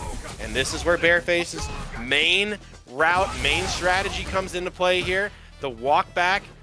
I need you to run into these donkey kicks. I need you to run into these DPs. And BearFace strikes back, taking the lead in the set, 2-1. All right, so right. are we going to see MangoMan switch? Yeah, I think he's now. No. Oh, he's sticking Nope, with straight the to Ryu. MangoMan wants to prove a point. He wants to say, I can beat you with this character. 2 bar for 2 bar there on the EXDP option select. MangoMan first one into the orange here. BearFace, good spot. Doesn't need to overly commit here. Nobody wants to get a jump in. And that's really what it is right there. Can you get the fireball game has to be a nuance. It has to be something you lightly talk about. It's a death by 1,000 cuts. Can't be the main strategy. Both players staying out of that low forward range. Oh, almost a big opportunity there. That missed solar plexus, and look at the discipline for BearFace. Not even batting an eye. And using your health, exchanging it for those resources. MangoMan in burnout. Solar plexus after solar plexus after solar plexus. Oh my. See another solar plexus? Hard spot to be in. Give up that space, puts you closer to the corner. Ooh, nice punish. Wow, and BearFace says, I'll go into DI on my own terms. Can't quite get it out in time, though. I like this tenacity here by BearFace. Walking forward, not scared. Can he get another one in? Yes, 3 for 3 on those punishes. The perfect parry. He gets the fireball. One hard read after another. Oh, BearFace on match point. Going, threatening to take this 3 straight. Yes. And man, this is everything coming up BearFace right now. No more overheads. I'm saving all my meter for that EXDP to stop the drive rush. And now you got a guess for game here. BearFace runs it all the way back. Oh my gosh, I can already see BearFace getting ready to go on that, what is it called, the Twitter fingers? You know, I said I didn't see any screenshots. I don't know about it. It was just, you know, words were said in casual passing. You know, a little birdie told me so. So I see. But thanks for hanging with us during the stream. Indeed. Hiccups. Yes. There's some questionable weather here in Kansas City. You are watching Dream in Play 23, hosted by Mr. Datbit. My name is Robbie V. Branching on the commentary. Yes, thanks sir. for hanging out with us here on your Monday night here in the Midwest. Yes, sir. I appreciate all the help from Quote and from Robbie V. You guys have been awesome. Thank you guys for holding it down. We're trying to get everything situated right now. So yeah, so we got losers matches still coming. So we're gonna actually run another winners match. We're gonna have PickleStein come back, which he's already here, and versus TeaSea. However, I just want to make sure everyone, is the stream okay? If you guys make sure to refresh the stream, make sure that is set up well, the audio's good, you guys are able to hear both me and Robbie. Please say yes. All right, good. I'm happy to hear that. But yes. All right, so we got TeaSea. I never heard this. PickleStein is an absolute agent of chaos right now, just sitting in the one slot. Yeah. I mean, look at it. Even JP's kind of looking down on the rest of the people final in the boss, room. Right? Yeah, he's the final boss. He's like, look at this. Look at this. You think you get to play TeaSea? Well, we'll see. We'll see. TeaSea is a great name, by the way. That is a fantastic handle. I really like TeaSea. Why do you say that? Because I don't know where the context is from. Well, I don't know. It didn't matter. I just like that name. TeaSea. I like TeaSea. I would say I would like a C of tea. You know, I'm a fan of sweet tea, so. But TeaSea is like a body of water that is, you know, infused with leaves and things. So gotcha. Let's let the match catch up here. Rashid, TeaSea against PickleStein. the current lord of slot number 1, and he is setting up an absolute, I would say, well, let's see. How do you want? What kind of pun do you want to make here? You want to make like a hurricane pun because it's Rashid, or it's the T, or I mean it's a C, it's a body of water. It doesn't tea matter. Party. PickleStein up. PickleStein up in 5. Yeah. But yeah, nah, this is the first time I've seen Rashid on my stream. We don't have that many Rashid players out here in the Midwest. We had Rashid last week. Somebody was playing Rashid. Really? I didn't see him. Yeah. Interesting. Yeah. He is interesting because of all of the characters with the really powerful level 2s. I think on paper Rashid has the best level 2, but it's the kit around him. Again, we're talking about attacking that drive gauge, and Rashid doesn't quite have the same opportunities that JP has. And again, people think about JP for attacking the drive gauge, kind of forget about his mini built-in Aegis Reflector level 2 that he's got there, and then Ed with the Psycho Ball. So again, Tornado is probably the best level 4 super in the entire game still. Level 4. I like how you threw that in there. it just depends on how he's going to get it. So forward throw setup here, a lot of different options. Catches him low, catches him in the buttons. No real follow-up. I like that. I like so much that TeaSea did not go for the extension off that Tornado, because that would have gave up his Tornado Oki in the corner. So I like that he chilled for a second.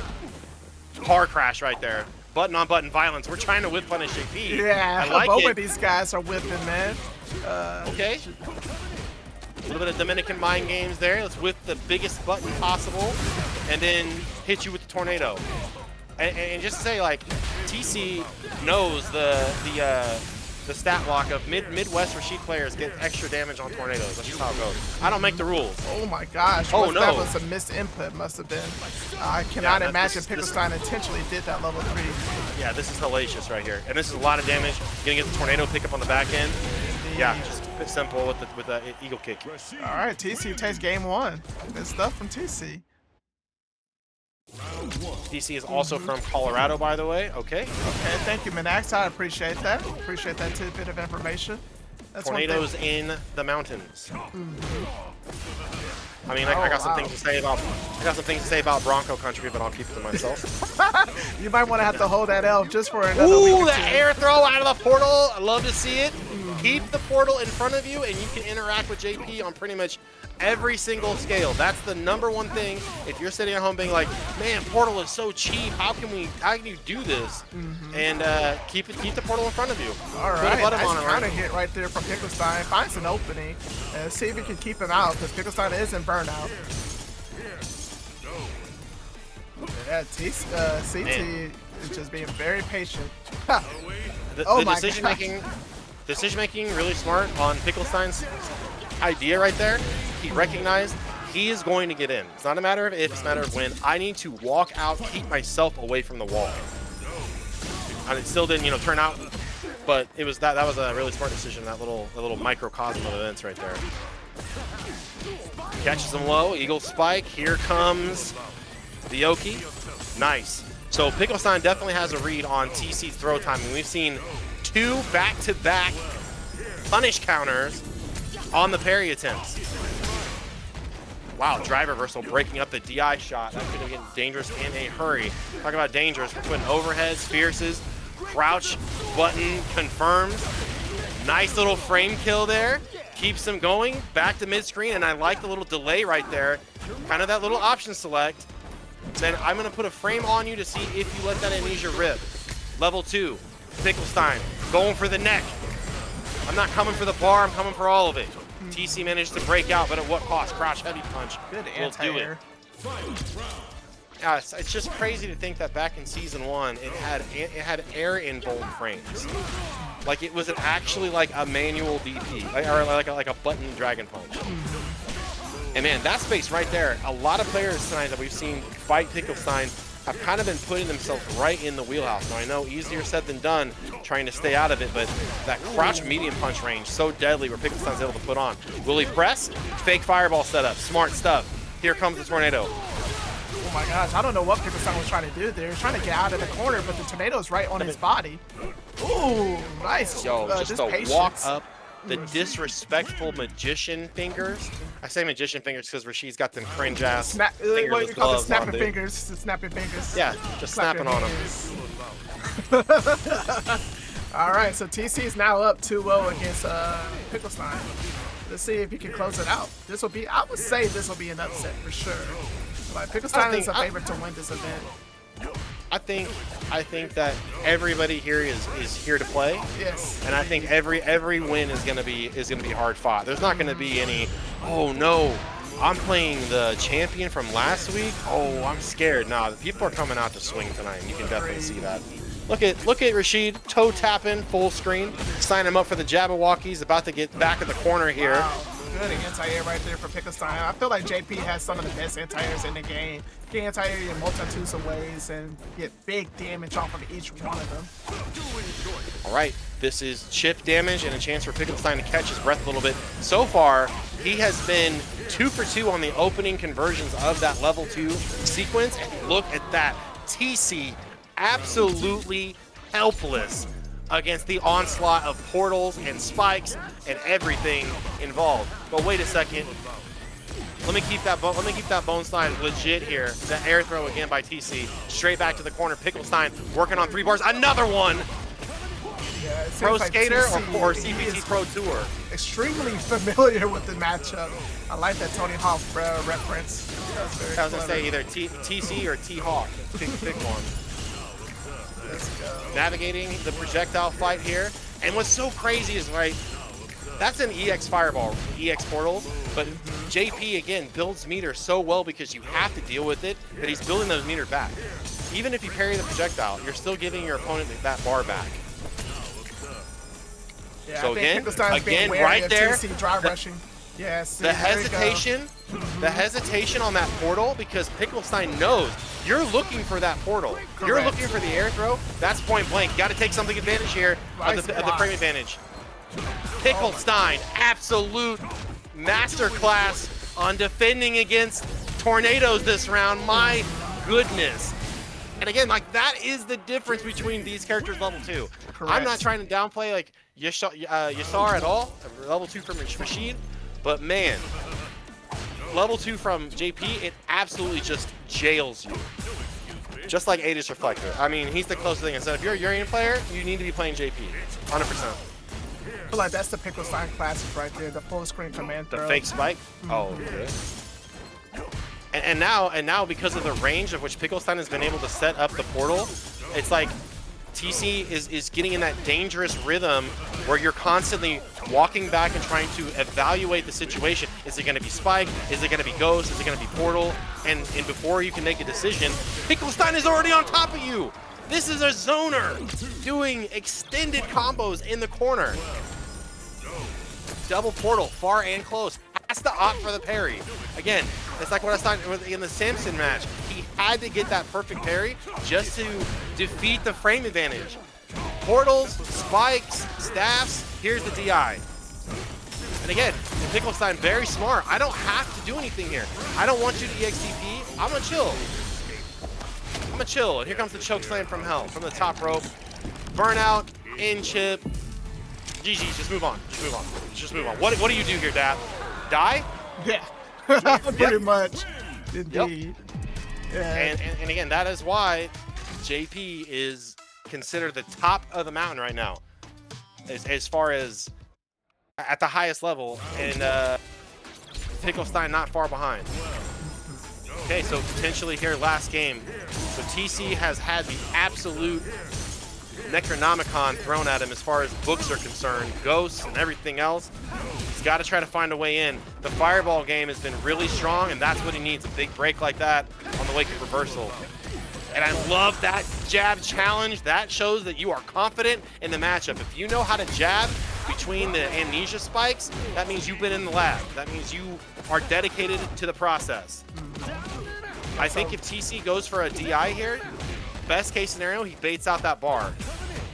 Like, because I'm saying I'll take the DI on purpose if it means you spend an unnecessary super bar.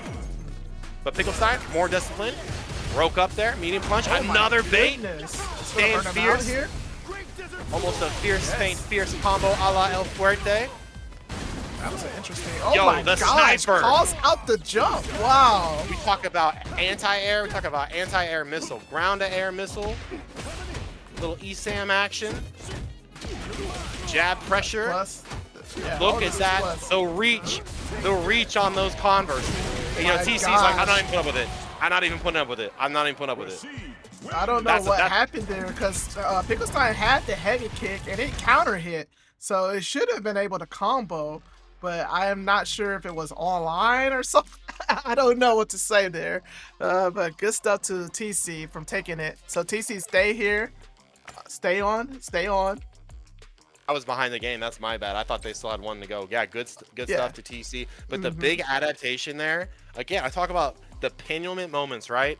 When you're on offense, and everybody in chat knows exactly what I'm talking about. When you're on offense, that moment where you go, I can feel the tension building. I can feel that pressure cooker about ready to pop. Do I keep pressing? And TC's like, okay, one of two things are going to happen here. Either you're going to stop amnesiaing and you're going to block my stuff, or my pressure is going to end, because he's got to go for a bait, right? So if TC makes the wrong read, he backs off, and PickleStein does nothing. TC lost his pressure, which just could be huge in that matchup. Or are you going to really stick to your guns? Are you really that confident in your reversal decision making? And will my read pay out? So again, TC making that switch in that late game where he was able to take care. I don't think he got hit by a single meaningful amnesia in that entire. No, he baited out several PickleStein's amnesia. He was very good at that. And Yes. PickleStein was flustered. He definitely felt like, I mean, PickleStein was very confident with this defense. In that match, his defense just was not panning out for him at all. So it's one of those things where you talk about one of the hardest things to learn and understand in fighting games is patience, because you can't go into the training mode and set up the dummy and say, I'm going to practice patience today. Patience happens from years of just getting beat, where you say, if only I didn't jump, if only I didn't burn that super, if only I didn't wake up reversal that time. So again, I think it's been a hallmark of PickleStein ever since I've been watching him play Street Fighter 6 back from season 1. He really likes that EX amnesia, and he's like, you know, I don't care about your offense. You're gonna hold some spikes. So anyway, so we have winners back and forth. finals now. Back and forth. Yeah, BearFace versus TeaSea. So winner of this will go into grand finals. Both of these are very solid players. They worked very hard to get here to this spot. I know neither of these guys want to go down to losers, where all the sharks are at right now. Because you still have MangoMan, you still have PickleStein that are in losers. I believe Samson is still in the tournament as well. Talk about frame advantage. Rashid's gonna build it here with level 2. Ryu just gonna have it with solar plexus. He's just like, I'm just gonna put you in these situations over and over again. There's the BearFace classic. Oh, gotta see damage there. Absolutely. A lot of players let that go for free, but everybody's got drive rush. Everybody's got something to say about it. But the light bear, you know what? Yeah, I'm just gonna say it. Light bear kick into stand light kick. That's the BearFace classic. Yeah, we ain't talking about donkeys. We ain't talking about beasts of burden. We're talking about beasts with teeth. We're talking about predators. We're talking about hunters. And BearFace going to work here in the corner. One throw. No whip that time. I like that delay stand medium punch. Hit by the overhead from Rashid's special. It's annoying. You don't really know where the hitbox is. Oh man. So TC really tested. Oh my god! Wow, nice punish. Crouch, fierce, level 2.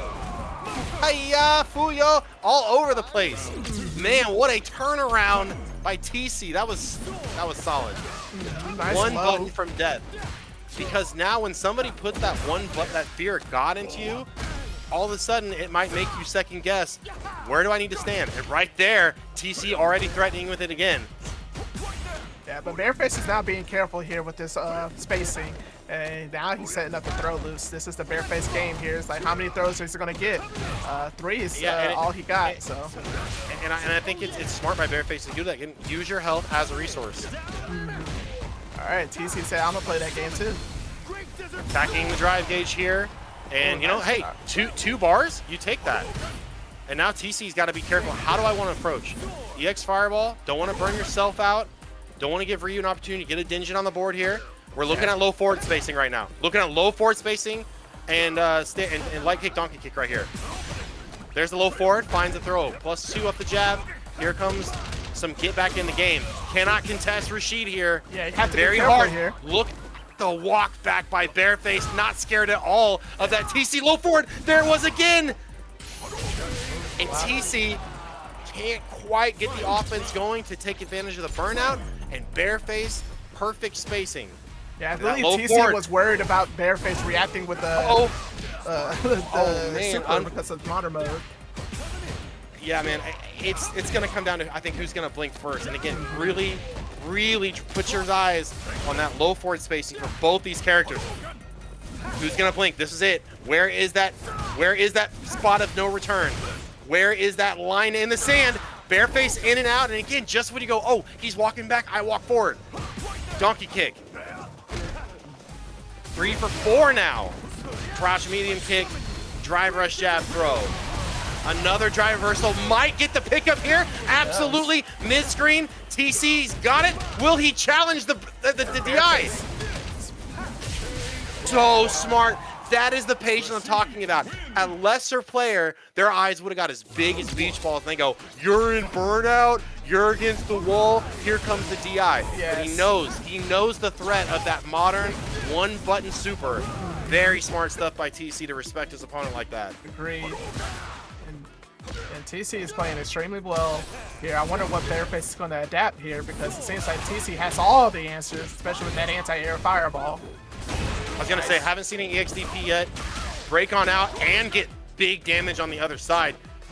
Counter hit solar plexus, finds the stand fierce in the back end. Solid conversion by BearFace. And again, we're back to this no man's land right here. This crouch medium kick with the threat of the light kick, donkey kick on the back end. That's what you have to see right there. Stand fierce, drive rush. Again, make it a tight block string so Ryu can't EXDP out. But at what cost here, right there? Nice damage. Nice damage. And again, man, the patience. BearFace, this is how he got so far in the previous tournament, was this type of patience. This, I'm going to be a wall-style attitude. There is that point again. Like I said, man, dial in on it. If you're watching at home, really pay attention to how these guys are fighting for that crouch medium kick space. It is the tail of the tape. Plus frames off the Hashigeki. More on the back end. So smart by TeaSea at the tech. He's been jab thrown like 4 or 5 times. Will he get another shot here? Absolutely. The absolute master of Shotokan Karate, Ryu, showing off that damage, tying it up 1-1. Strap in. Then we're gonna have a long set. Yeah, we're gonna have a long set here. It's gonna be a grudge match. So we're looking for how do we evolve our offense past the low forward. So TeaSea and BearFace answers right back. Little walk-up jab, little walk-up stand light kick. We want to try to manipulate that timing. We want to really try to break it down to a granular level. And TeaSea's like, you know what? Let me get a button out. It's not about with punishing the donkey kick. It's about deal with the problem before it become a problem. Crouch medium punch in effect now from Rashid. Ooh, BearFace showing that very risky early throw. 2 for 2 so far. Got really greedy on that wake up solar plexus. You know what? Don't blame him. TeaSea has been pretty much committed to blocking everything, and what a call out reactions by TeaSea. Keep it level 1, field goal kicker. And Broncos win in 3. My goodness. You're never gonna let that down. Okay. I was gonna say, so no medium mixer on the jump in. Let's see if BearFace maybe picks up a potential gap in the armor and again we're going BearFace right was back. baiting out the DP, but it didn't came. It didn't come. Excuse me. Well, okay, so again, man, it's trying to get the rhythm, get the timing, and I like that BearFace main adjustment too, where he's like, okay, you know the spot that I'm throwing these dunk kicks from? Now the fireballs are coming. Now the DIs are coming. How does BearFace approach? Oh my gosh. Tiger knee! That? Tiger knee Tatsu! Yeah, he did. I think he did the manual DP motion, hit the wrong button and got Tatsu instead. I see. Yes. I wish that Kara Tatsu input was still relevant in today's Street Fighter. Because you got Integra in chat, and that dude knows some things about Tatsu's back in the day. All right. Street Fighter 6. That's Throw one game, thing that I still admire solid. about BearFace is that he's willing to fight in the corner. He's willing to put himself in the corner simply because he knows that he can react with whatever the opponent tries to do. You can definitely tell that BearFace has seen the type of counterplay that people employ against the donkey kick approach, because, like I said, that crouch medium kick space, we've seen BearFace now start to go more fireballs at that range. He threw in the little fake Hashigeki. Anything to try to take your opponent's attention away from the threat.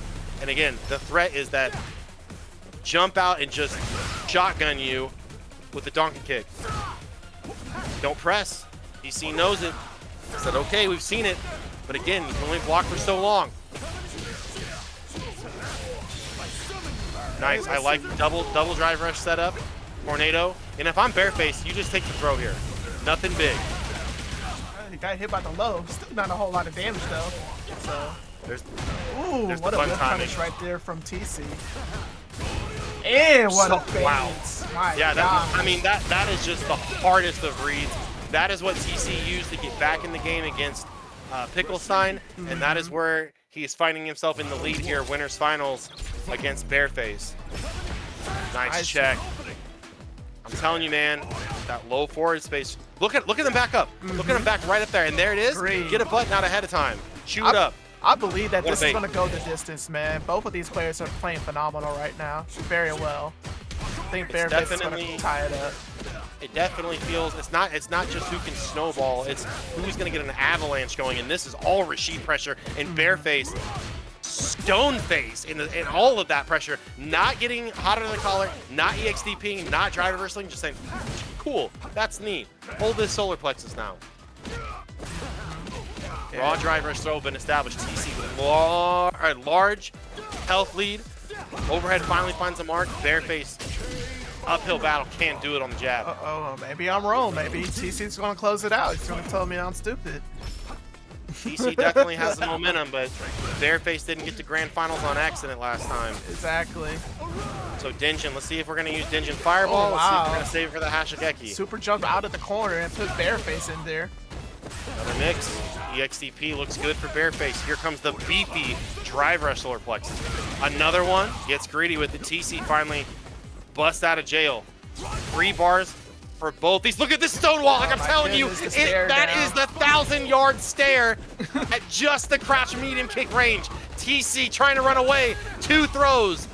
A third one. Guys, what does BearFace have? Wake up level 3 finds a mark. Right in the bread basket.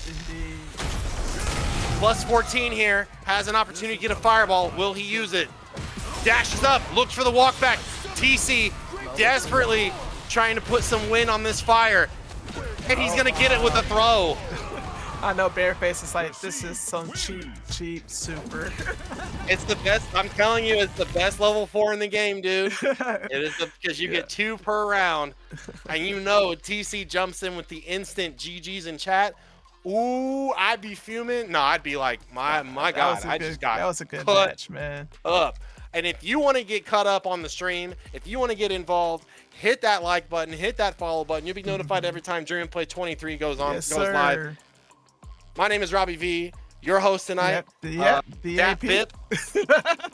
Thank you, Robbie. This has been fun times here in Street Fighter 6 world. I hope that everyone in the chat are enjoying themselves. If you guys are loving the matches that you see, please, yes, again, make sure you hit that follow button. We're going to have another tournament in 2 weeks. These are hosted bi-weekly, so if you missed out on tonight's event, there's always a chance to join the next one.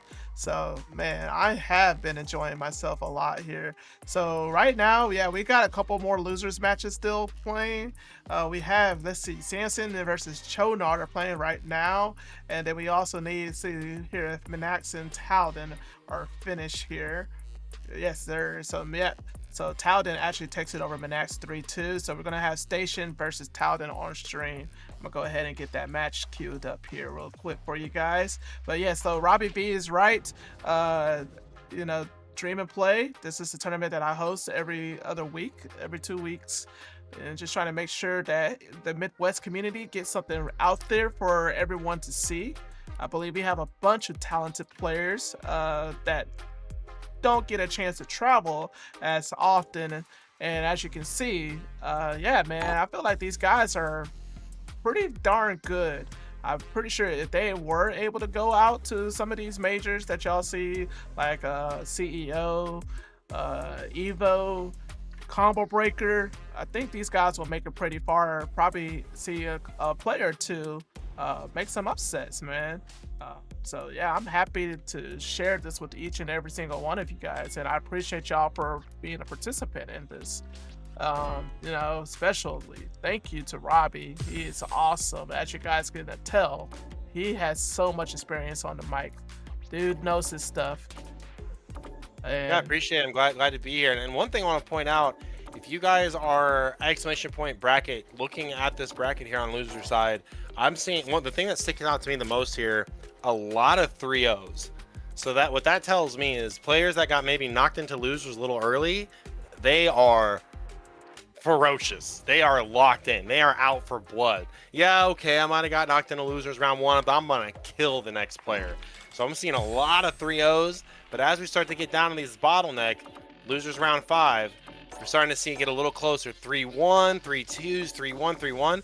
So yeah, a lot of good Street Fighter 6 getting ready to pop off here. So again, Samson K and Chonard are battling it out right now. I'm not familiar with who Chonard plays, but I Ed believe on the he back. plays Ryu. K. Yeah, Ryu, okay. And then Menax and Station look like are getting ready to queue up here. Actually, it's going to be Talden versus Station. Talden is Oh. the one that took it over. Oh, actually, no. Apparently, Menax did. You're absolutely correct. Seems like the report score has been updated on Star GG. At first, seems like Talden was the one that took it, but nope. Menax is the Is one that that a- actually is that- won. Oh, that's double jeopardy. That's weird that they run into each other. Yeah, Station and Menax already played even on stream tonight. So let's run it back again. Yeah. With That is a run back. with Menax winning that round, and then looks like Okay. Actually, all right. Now I'm caught up. It seems like the bracket was behind, but now I am actually caught up. I see that the matches have already been played.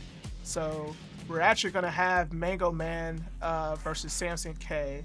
So let me go ahead and fix this. Let me make sure that everybody in the Discord is understanding what we're doing right now. So yeah, we're going to have MangoMan versus Samson on stream.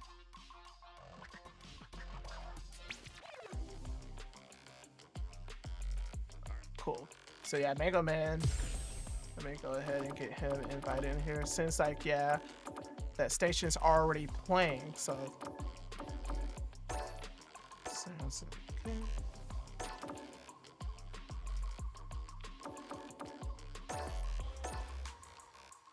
Yeah, so I know that there was a discussion that I had with Robbie earlier about like is Street Fighter 6 like is it really dying down? Is people still like I honestly don't don't think so. think that this game is dying down. I feel like this game is still thriving.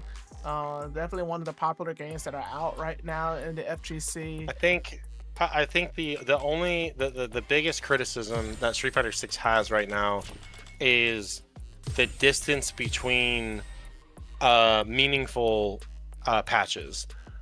And Capcom has really treated this game with kid gloves in terms of how often they do game updates, and it's almost kind of a throwback to the arcade days where you had to wait years before the new board showed up. Oh man, we've been playing Championship for how long? Oh, now Hyper Fighting is here. Talk about Hyper Fighting. Samson K, Ed, and MangoMan Akuma jump right into it here. EXDP under the fireball. So again, interesting, psychological decision making. Do I keep pressing the fireball game here knowing this guy just EXDP'd under my really good fireball? Time will tell. Same spot. Over the top of the snatcher is a manual dive kick. Optimal damage here with MangoMan. Crouch medium punch starter on the block. Drive reversal, guess for game here. A lot of plus frames. Samson letting the chain hang there, puts himself into burnout. And this is just welcome to 1992 Street Fighter. I fireball, you jump, you die, or take that chip. Wow. Really manipulating the button timing with that drive rush, adamant flame. Do you press here? Delay crouch medium punch. Trying to take advantage of that slower reversal that Ed has. Hammering away. Stand fierce, stand fierce, stand fierce. Should be more than enough here. Level 2. So Samson, again, watching at home. Akuma round. Let's move on, let's move on, let's move on. Yeah, that was pretty quick right there. MangoMan just said, I'm gonna speed run this to grand finals. He won that run back against BearFace, I'm sure. So, Nice. interesting dynamic. And again, the challenge here is how does Ed manage the air approaches of Akuma? We've seen MangoMan pretty much use almost every single avenue available, every vector of attack. But standing in that wheelhouse, again, that wheelhouse, stand medium kick for Ed all day. Nice with punish there. Finds that big opportunity off that whipped forward roundhouse. Oh man, that was almost, that stand medium kick, almost space enough where he could have got the DP back in time. Samson K though, he got level 2 here. Next hit wins for both players. Oh, but the sweep! Wow, MangoMan And now Samson, sweep. yeah, Samson was able, the big thing of that, Samson was probably going to take that round anyways, but he didn't have to spin any meter to get there. MangoMan froze it in place. He's actually scared. He's terrified. He's pinned. Bro actually froze. Yeah. He's not built for it. Yes, the moment is just too much. The light is just blinding him. Sometimes you gotta let the pants bounce, man.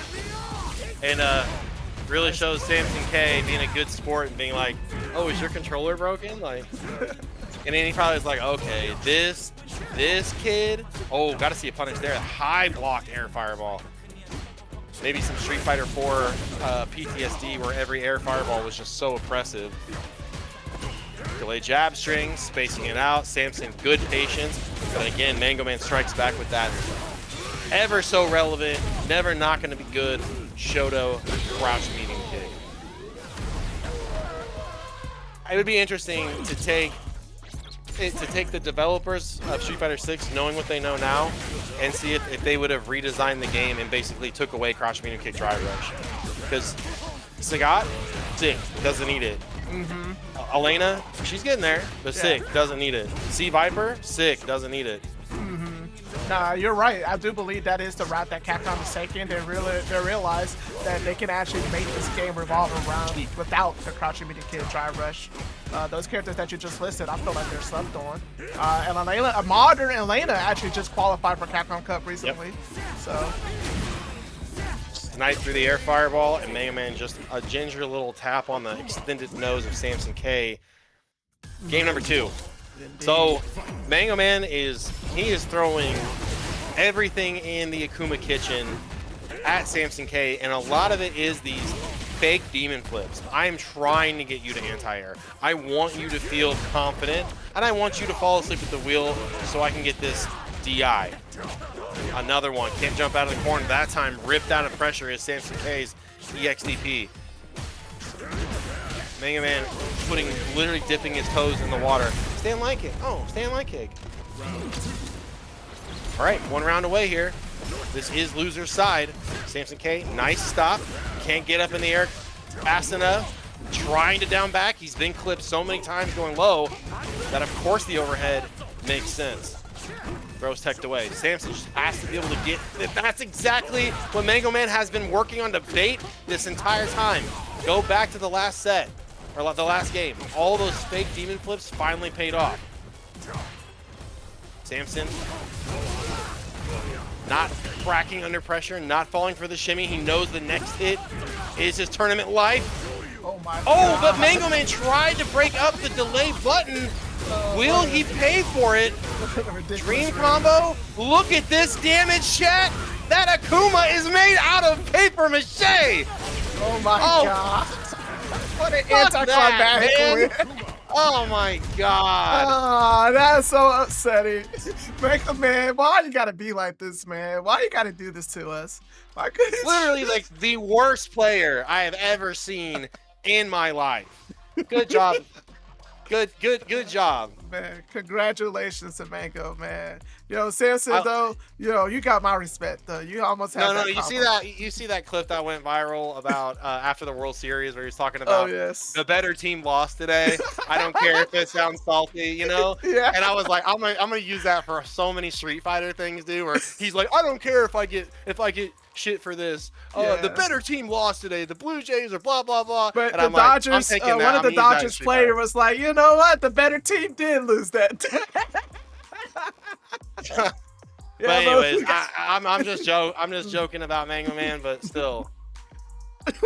Good games, good games. All right, so up next we got PickleStein versus man, I actually just called it. Oh yeah, Station. PickleStein versus Station. Let me go ahead and they're already in here. Man, I am so happy that we have a bunch of veteran players who have been in multiple online tournaments in the past, so they know how this works. That I don't have to send the invites out to them. They already know what to do. They just go ahead and get that previous invite and just click on it, and they're already in the room waiting to go. So yeah, we got Station versus PickleStein. Let me go ahead and get these names switched out here. Kudos to Samson getting top 8. Man, definitely the ed is improving day by day, week by week, month by month, year by year. I know that Samson, he's an OG. He's been around the block. I feel like eventually he's gonna get to that point where he's gonna get top 3 and then start winning a lot of these tournaments here with Street Fighter 6. I never count him out, especially if a new KOF game is going to be coming out soon. Samson is a KOF god. He was also a Street Fighter 4 god too. I'm not sure if you guys ever heard the story of Sam P's son. Sam P's son and Samson both played Chun-Li during the Street Fighter 4 era. And and for a moment they both dominated our scene out here in Kansas City to the point where like no one else is going to win. It's always going to be Samson. Sam is like Samson first place for like what, a full year.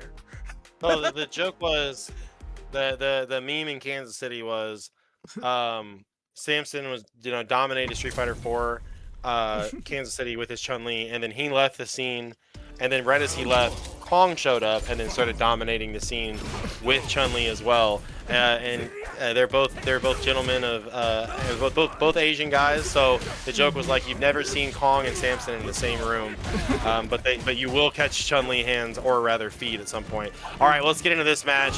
Talk about uphill battle. Honda against JP. Now, not to say that Honda doesn't have the tools to win, but Kong was first as he stopped to go to medical school. That's what it was. Nah, that's a projectile, my good sir.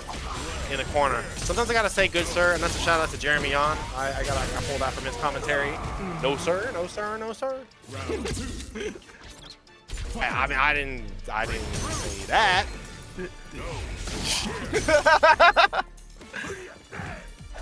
Oh my goodness, we got whiffs on whiffs on whiffs, but it seems like Station's found something right now.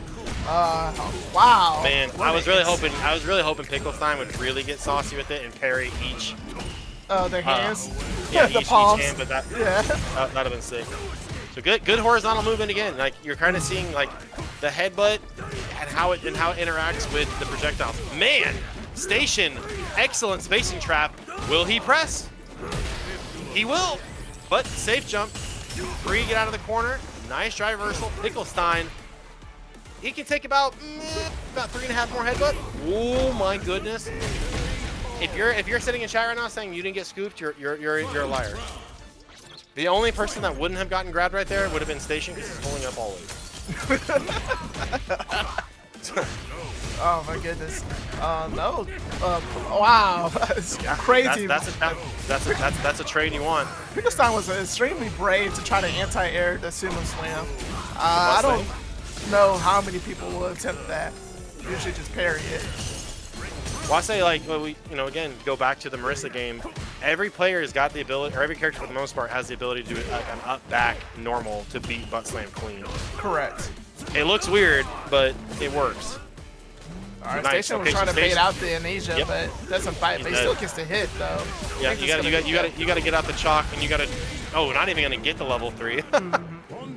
Just All right, giving him all those right. hands. Just all Literally, hands. 100 of them. Nice. Every decision that Station has made is working out, and the meaties and the combo extensions. Station's not getting Great press! Look at that anti-JP tech right there. Yeah. Station. Not even Wow, giving and the PickleStein headbutt whiff punish. My goodness, the only good thing about Buffalo, New York is Station, and he's putting the Honda hands on PickleStein JP. All right. A brief pause in the action. Never mind, we're right back in it. I can't believe, man, that was so smart to just blow up the amnesia like that. I've never seen another character just be able to just to take it away like that. Yeah, man. But man, not only did he got the interrupt and he got the punish. I like how MangoMan in the chat says that Station is my new animal, spirit animal. Yeah, so, and MangoMan's like, now only Akuma had a command grab. Oh wait. I know this is exactly how MangoMan, like he imagines himself playing. Just balls to the walls. I'm just going here. Well, PickleStein in a much better position here. 73 to play in game number 3. Overhead. This unnecessary roughness here. Didn't really need it. We'll take it. But I like PickleStein throwing something into the mix, evolving that offense, keeping your opponent looking for that thing that last happened. This has been the textbook beginning of the end. Look at that stand. God, Fierce. Didn't even hit him with the hand. That was a stand armpit. It's hard to look, bro.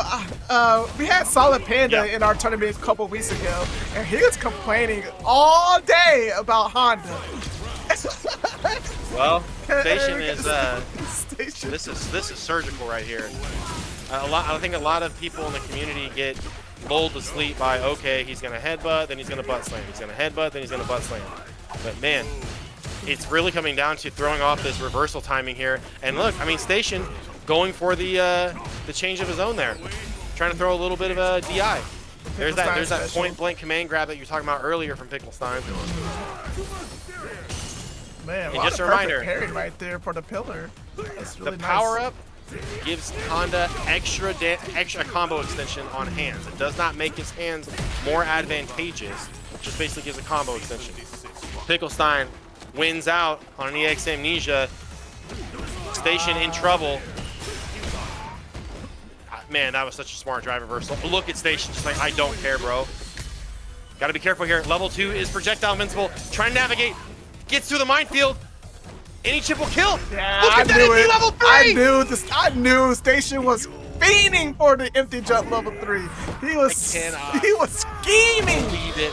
He was scheming for that empty jump level 3. PickleStein had the spacing for the crotch heavy punch. Maybe he was worried it would trade. But yeah, Station. Yeah, PickleStein was just so afraid to anti-air. Oh my gosh. Because all he had to do was just jab him or something. But I get it, man. I understand. Honda is ridiculous, man. It is. Station had, I'm saying he had the scope. He had the red dot on PickleStein. And he was like, there is no holding back here. I'm going to get in. I'm going to stay in. I'm going to run this until I die. And the little bits of button timing that Station was able to put on PickleStein kind of threw it off. Then PickleStein's like, oh man, okay, now I'm getting counter hit in these weird spots. He's converting into big Honda damage. I really got to kind of, it might have made him second guess a little bit of how do I gotta keep this Honda away from me? And every single read that Station made worked out. I was saying earlier, like sometimes you have to just kind of surrender yourself that the other guy was just on that day and the hard reads worked out, because Street Fighter 6 is most certainly a game of hard reads. So let's see if he can duplicate some of that success here against the worst player in the Midwest.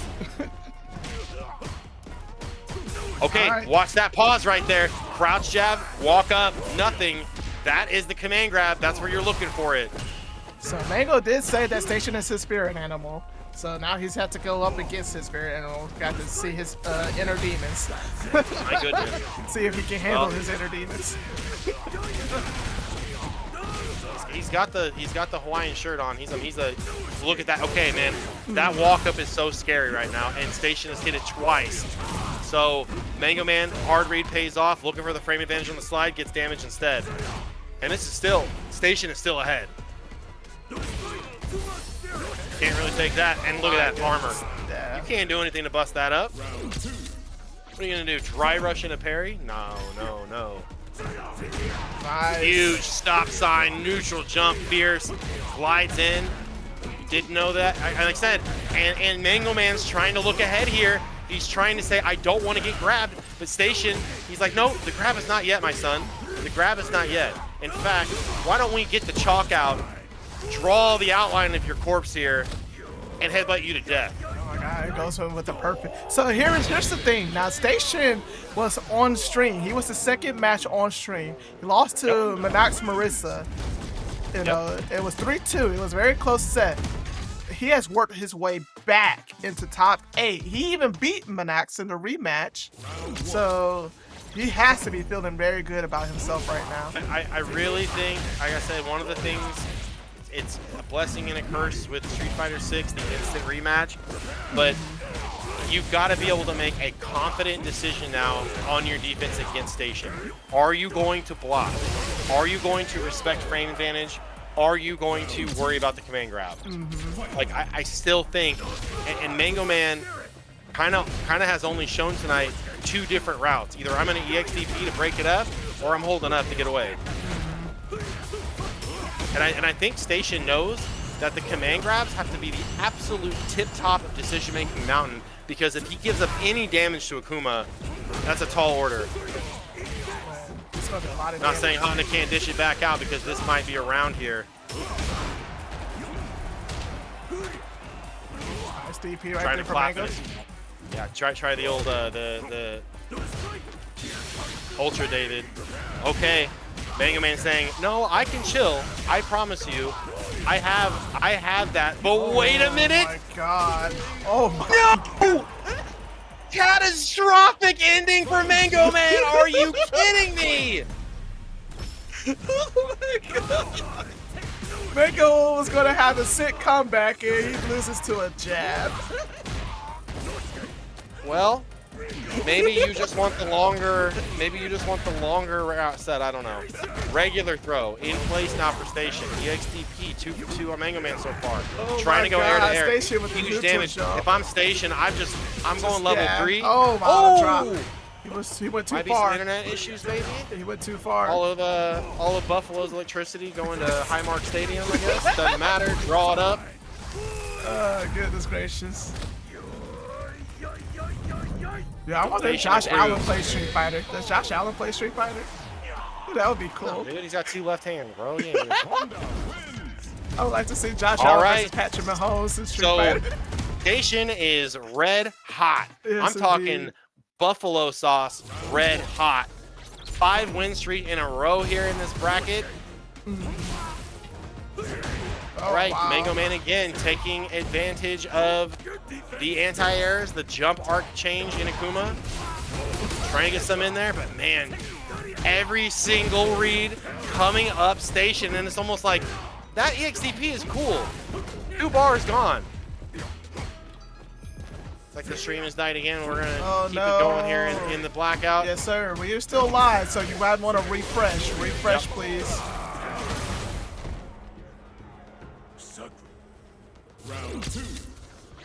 Right.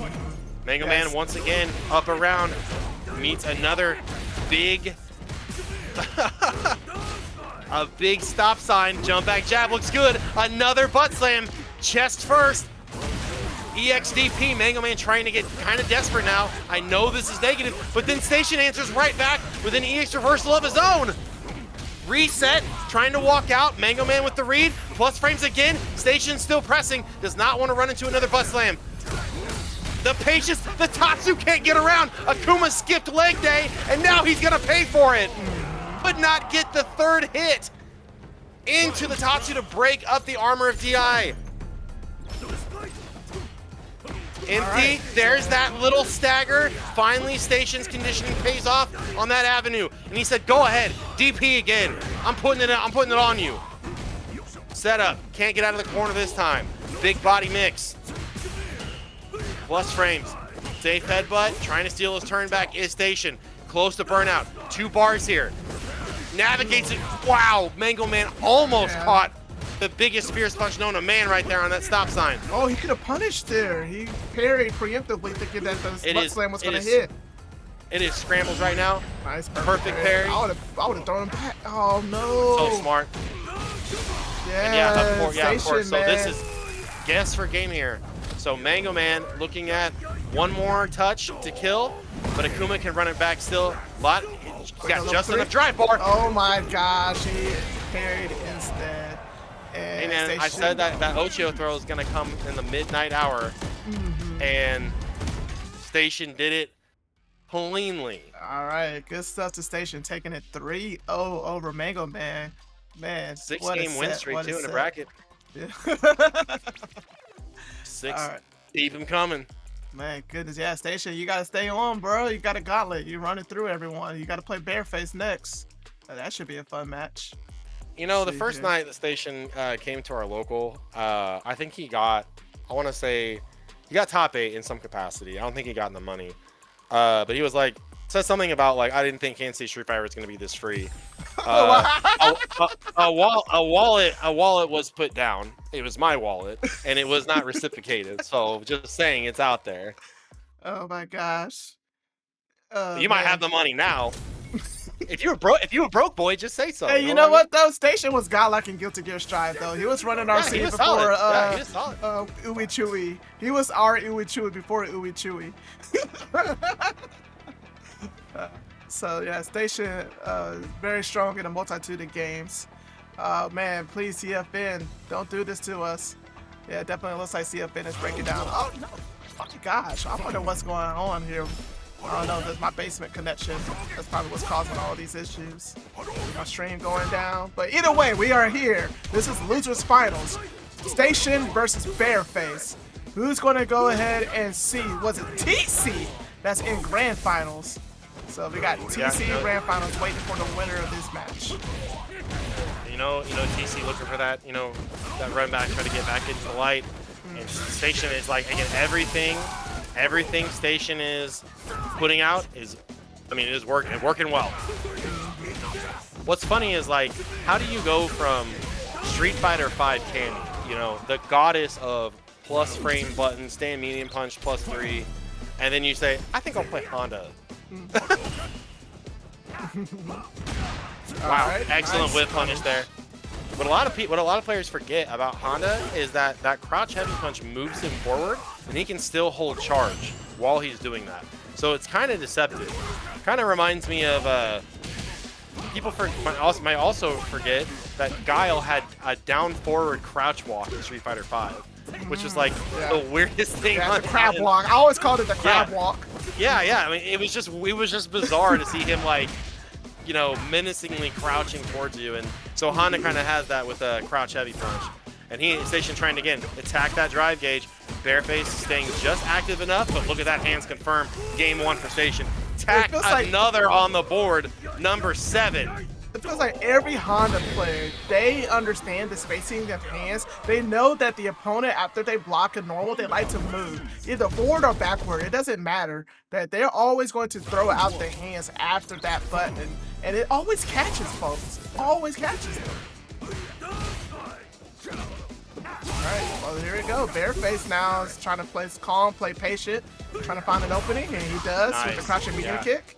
And a solid answer too, because I guarantee Station probably gonna put that button away. Agreed. He's like, okay, I've done enough with that. I need to chill. Nice DP with the modern reactions. And get the overhead, and going to go into level 1. Doesn't even need it. Nice, perfect. Nice bounce back right there from BearFace. Oh man, Alan, you gotta have faith in your disciple here, bro. You can't just be saying that BearFace is gonna lose. I'm seeing some weird pauses. I wonder if there's a little bit of maybe internet. Yeah, I believe there's a little bit of internet issues going on with the stream. I'm gonna have to check it out after this whole event is over with. But appreciate everyone for sticking with us, though. Let's see here. Little frame kill there on the buzz slam. I like it. All right, plus frames on that jab. See how if Station gets another shot. BearFace been really solid on blowing up the drive rush. Let's see if Station can get next time he's got a point blank opportunity here. BearFace keeping him at bay, close to the ground. Drive rush puts himself into burnout. Station, man, that sucks that you don't get the crumple. Yo. Oh my gosh. Only in modern will you be able to see the cancel, but actually you can do that in classic as well. But not many people are just they just don't have the mindset to do the cancel compared to modern players. But man, some at the highest level, definitely a reaction. You know, again, that's it's definitely an advantage for modern. But a lot of people see that first thing hit and they say, "Oh no, I got the low forward. I'm gonna hash a level 3 no matter what." Correct. So it might not even matter. You know, I have a sometimes I'll like people will parry my stuff. I'm like, "Oh, that's a hit," and kind of unfortunately autopilot it. But man, BearFace mauling in the corner right now. Hard reads are paying off, my man. Like, it is working dividends here for Station. I'm surprised. Oh, I was about to say, I was like, I'm waiting for that command throw to come out. It's coming. I was like, I'm surprised Station. He had several opportunities to command throw, but he still finds his mark. Uh-oh. Yeah, see, that's what I'm wondering if there's some latency. I see. I think maybe it has to do with Discord as well. Discord might be affecting it too. I don't think it's on your end. I kind of wish they would show the net stats. Oh, the bar on spectators. Yeah, for the players too. Oh man, Station kind of getting desperate now. His movement options. BearFace might have finally worn down the Honda. Man, that DP still was enough? That's crazy. Ryu damage is so good. It is. And BearFace being so optimal in his decision making here. So again, Station, jump has been turned off. Butt slam, been turned off. Drive rush, ill advised. You know what hasn't been turned off though? Headbutt has not been turned off yet. Drive rush, ill advised. Oh man, he's getting greedy there. Yeah, I mean, you're exactly right. He's got you up in the second monitor saying, "Oh yeah, thanks, Dab." Hand kick. You know how like Sagat in his level 3 where he like breaks the other player's leg? That's what I feel like should happen whenever Honda kicks you with that forward roundhouse. Yeah. Yeah, I call it a sweep, but it's not even a sweep though. It's just I'm gonna just hit you with this big ass kick. Man. You know, I always talk about, you know, Dominican mind games. No, that's Buffalo mind games right there. Wow, wake up low forward, but he does not hit anything from BearFace. BearFace is just crouching. I love this patience by BearFace. I can't get enough of it. It's so smart. And he said, no. We have seen BearFace systematically cut down every single option. Hey, Station already hit the chat. No, Station, you can't go in here and complain about modern, dog. This is what we deal with on a regular basis, bro. Welcome to the club. Yeah, but the thing is about modern is that it's not the wand, it's the wizard behind it, and BearFace's decision making is just on point. Indeed. Like he's just gonna block this out. He has no reason to go in. Yeah, you really haven't conditioned him with the command throws either, Station. Right. Again, how far back can you walk though? It is kind of ironic too, because Station was command throwing everybody else. But I mean, he won the first game by setting up the command throws. So I'm surprised. Oh, there it goes. Now I said it on stream. I think both players are hearing me right now. Well, like I said, it is tug of war like manifested here. Whoever has got that opening pole seems to just kind of run away. There we go. There's the command throw. Shoot up. So that was, I saw yellow on Ryu's side. I'm not talking about the gi. So that was some kind of I think that was the EX Fireball. And the Fireball just got ate by the command throw. Misinput. Station. Warpath. Stomp. Hands. Level 3. Yes, sir. All right, Station ties it up. We're going to go to the final game. Oh my gosh, Allen is flip-flopping. First he says Station's gonna win, then he says BearFace is gonna win. Now he's back on Station.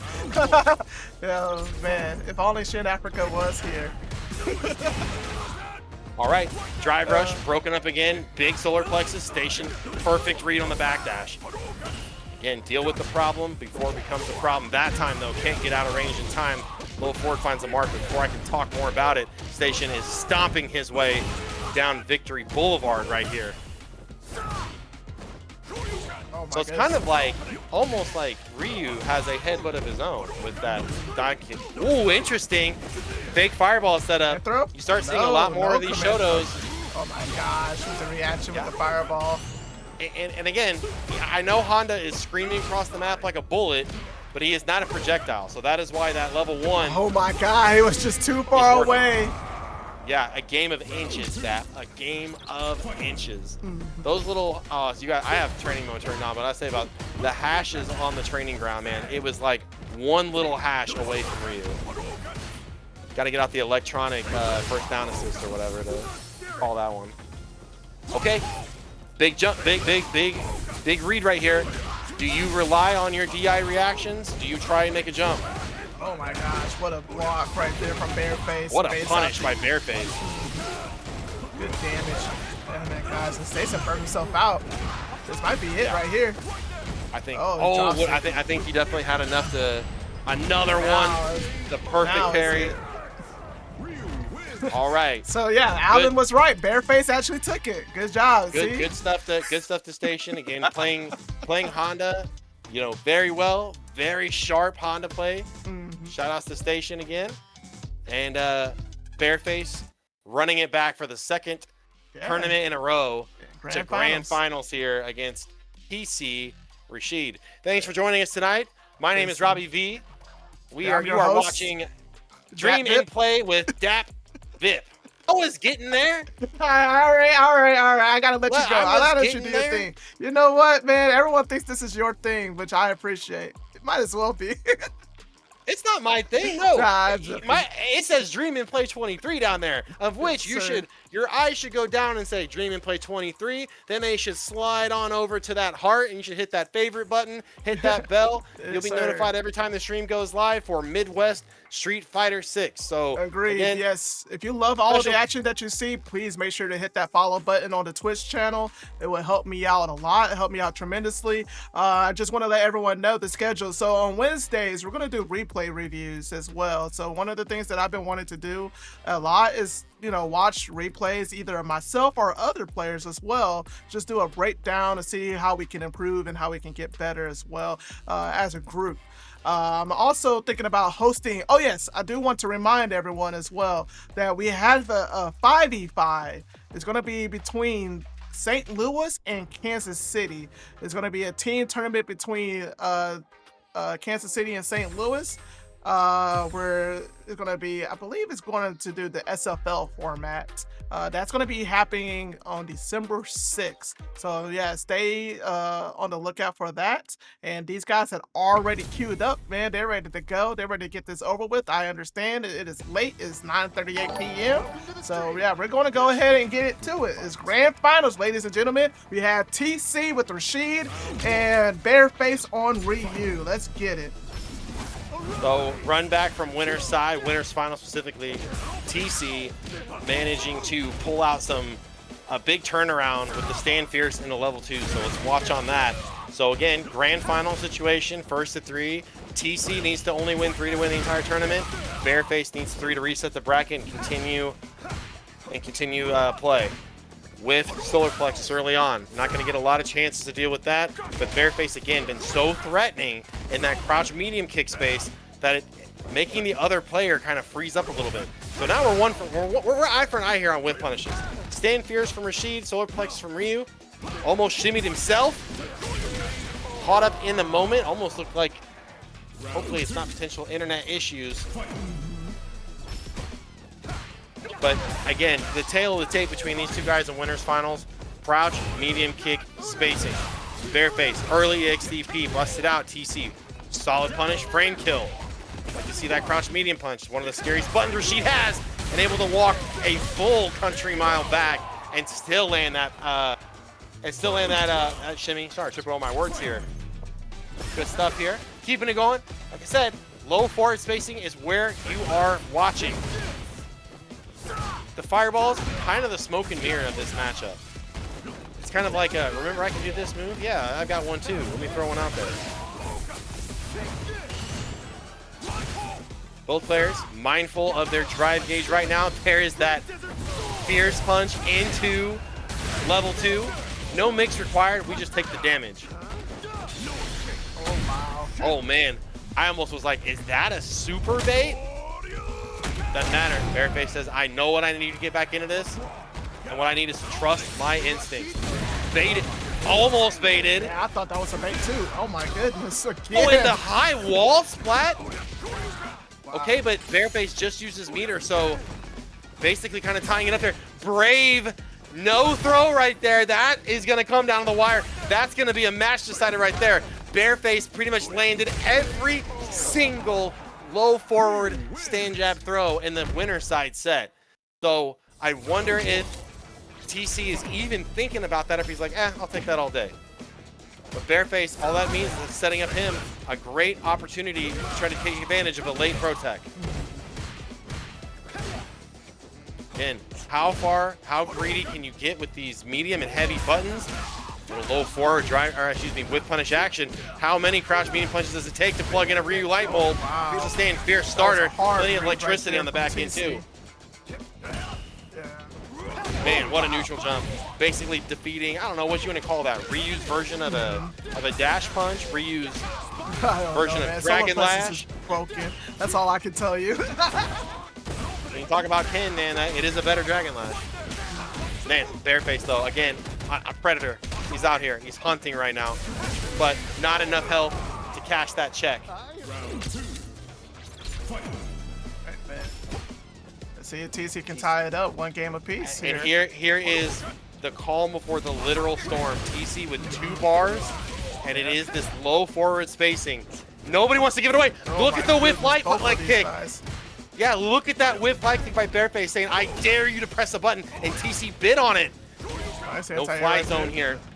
Turbulent winds. BearFace trying to sneak the overhead in, can't find one. Backs up to the bear kick range. Side switch, nice. Yep. So forego some of the damage, looking for the side switch, looking for maybe a little bit of a reset. Trying to get that bar, he's gonna find it. Make sure that he's not gonna drive rush cancel that low forward. Last time he did it, BearFace killed him for it. So. Oh, got him that time. Yeah. I mean, baited is what I meant. Last time he got touched by it. And TeaSea very smart to say, you know, kind of goes both ways. I'm sitting here going like, if you do it again, it just shows that if the match comes down to it, you will not press it. So BearFace might be kind of thinking of the long game here, thinking that, okay, I've got 2 wake up level 3s on the books. Will he press me when it gets really bad? And how can I use that to my advantage? Like, if BearFace does wake up back throw right there, that means, hey, it paid off. All right, even life lead, basically. Start things off here, 70, 69 seconds to play. BearFace, a Gatling gun of fireballs. TeaSea, again, the unconventional fireball game of Rashid is not really gonna zone your opponent with fireball DP. It's just kind of like, deal with this. The wind shot, the drive rush, the whiffed eagle spike. I thought it was a setup. Me too, but it was a drop. Oh my gosh, Man. the solo plus is whipped right in front of TeaSea's face and he didn't do anything. It's like a minefield, that. It is like a minefield, and both these players are trying to tiptoe through that crouch medium kick range. Like, BearFace doesn't want to get clipped by low forward. TeaSea doesn't want to get clipped by low forward or solar plexus or hashigeki, or the list goes on and on and on. I wonder if BearFace going to try to react with the level, with the DP or level 1 super or something. No. Oh my gosh, gets clipped by the low forward. I think he might be dead here. Oh no, it's gonna scale. I'm gonna have to go for a mix up and. I was gonna say, BearFace has been so consistent, or rather making these decisions with conviction on, I go out on my terms. If I EXDP here and die for it, so be it. I'm 1 round away from a reset. Or no, 2-2. So, yeah, it's really Game and a one half. game apiece right now. Yeah, game and a half. BearFace on top right now. I like the throws. Again, TeaSea has been trying to walk back to mitigate some of the danger of the overhead, and BearFace able to capitalize expertly this round on just that fact. I mean, like I said, last time you got to go back almost 2 rounds, but TeaSea has been walking back in his defense because he's blocked the overheads twice, so it's only a matter of time before BearFace is gonna open him up with that low forward. Low forward or the throws, like I said, man. How do you know what beats block? Throw. What beats everybody else in the bracket? BearFace for you. Yes, sir. All right, so yeah, BearFace is 1 game away from resetting the bracket. Let's see if TeaSea can bounce back. I really like that. I really like that eye for an eye on TeaSea saying, okay, you're gonna EXTP, I'm gonna EXTP. Agreed. You know scare, I know scare. Oh my gosh. Pick something up. BearFace tried to jump over the hurricane, but it was too late on it. Now TeaSea got him in the corner, but BearFace with the wake up throw. Oh my gosh, both of these guys are not afraid to press something on wake up. And I really like BearFace saying, cool, I'll do it again. Nice, meet him halfway, gets the juggle off the wall bounce. Have to break out somehow. TeaSea willing to go into the grayscale. Knows he can't jump here. Gets the splat. BearFace more than enough resources here to put himself 1 round away from a reset. BearFace has fought out of loser side now 2 tournaments in a row to reset the bracket. That is right? Psychoactive Actually, no, Psychoactive was in losers and he reset was the in bracket losers. on Okay. BearFace. Nah, you're good. But yeah, BearFace, he has ran through a bevy of matches in grand finals though, so he's a marathon player. First EXTP to be blocked in this set, not counting the level 3. Now the overhead starting to hit. Ooh, And live punch, so brave. Right, Time to guess. Plus frames. Attack that drive gauge. Go, Tornado. Tornado, I choose you. Very last hit of that Tornado, man. That level 2 is very good. So if TeaSea can get this round here, I think it could potentially ice the momentum of BearFace. But I won't speak too soon. BearFace has control of the corner. Trying to establish a fireball game. TeaSea parries away the bear kick. Other side. Woo, playing with fire. That DMZ, that dead man zone. Crouch medium kick space for both these players. Both these characters to say. First time we've seen a challenge after so place. In and out. Watch that shimmy. That is a tournament deciding shimmy right there. And BearFace just showed his hand. But plenty of opportunity to play around it though. Does that just mean that TeaSea is willing to take that throw? Well, I think Fake Hashigeki point blank. Oh! That could have been a couple opportunities for that Crouch Fierce level 2 activation we've seen. Didn't get it that time. Another shot. In and out. It scrambles. Back and forth here. Into the burnout. Trading spaces. Side switch. Here comes the tornado. Again, TeaSea gotta catch his breath here. Throw tech away, so dangerous. Point blank. Eagle spike. Catches him low. The tornado is still there. Dap. Not gonna be a factor though. -2, no DP from BearFace with the neutral jump. That could have been huge right there. No shimmy again. The discipline between these 2 players, incredible. Oh my God, what a whiff. Game on the line. But it's gonna be right out. BearFace got the level 3, so I would be extremely careful here. Yep, he did. Yep, I knew it. He got him. So smart by BearFace being like the minute. But wait, it wasn't enough! Oh my God, Modern, oh my God, Meaty Fireball. The score too early. There you go. You're not gonna be able to get out. Meaty Fireball guaranteed because Ryu needed that buff. Capcom, you idiots. You absolute buffoons. All right. All right, bracket has now been reset. Oh my goodness gracious. It's because they're like, we can't buff Ryu's Fireball, so we gotta give him more opportunities to use it. And after that level 3, he is plus 14. So that means he gets a free light punch fireball. And if you jump on reversal, you will get dragon punched. Yeah. You will get dragon punched. Welcome to the stream. All right. Like DapVip just said, we are on a clean slate here. 0-0. Both players knocked in the loser side. BearFace absolute menace when the chips are down.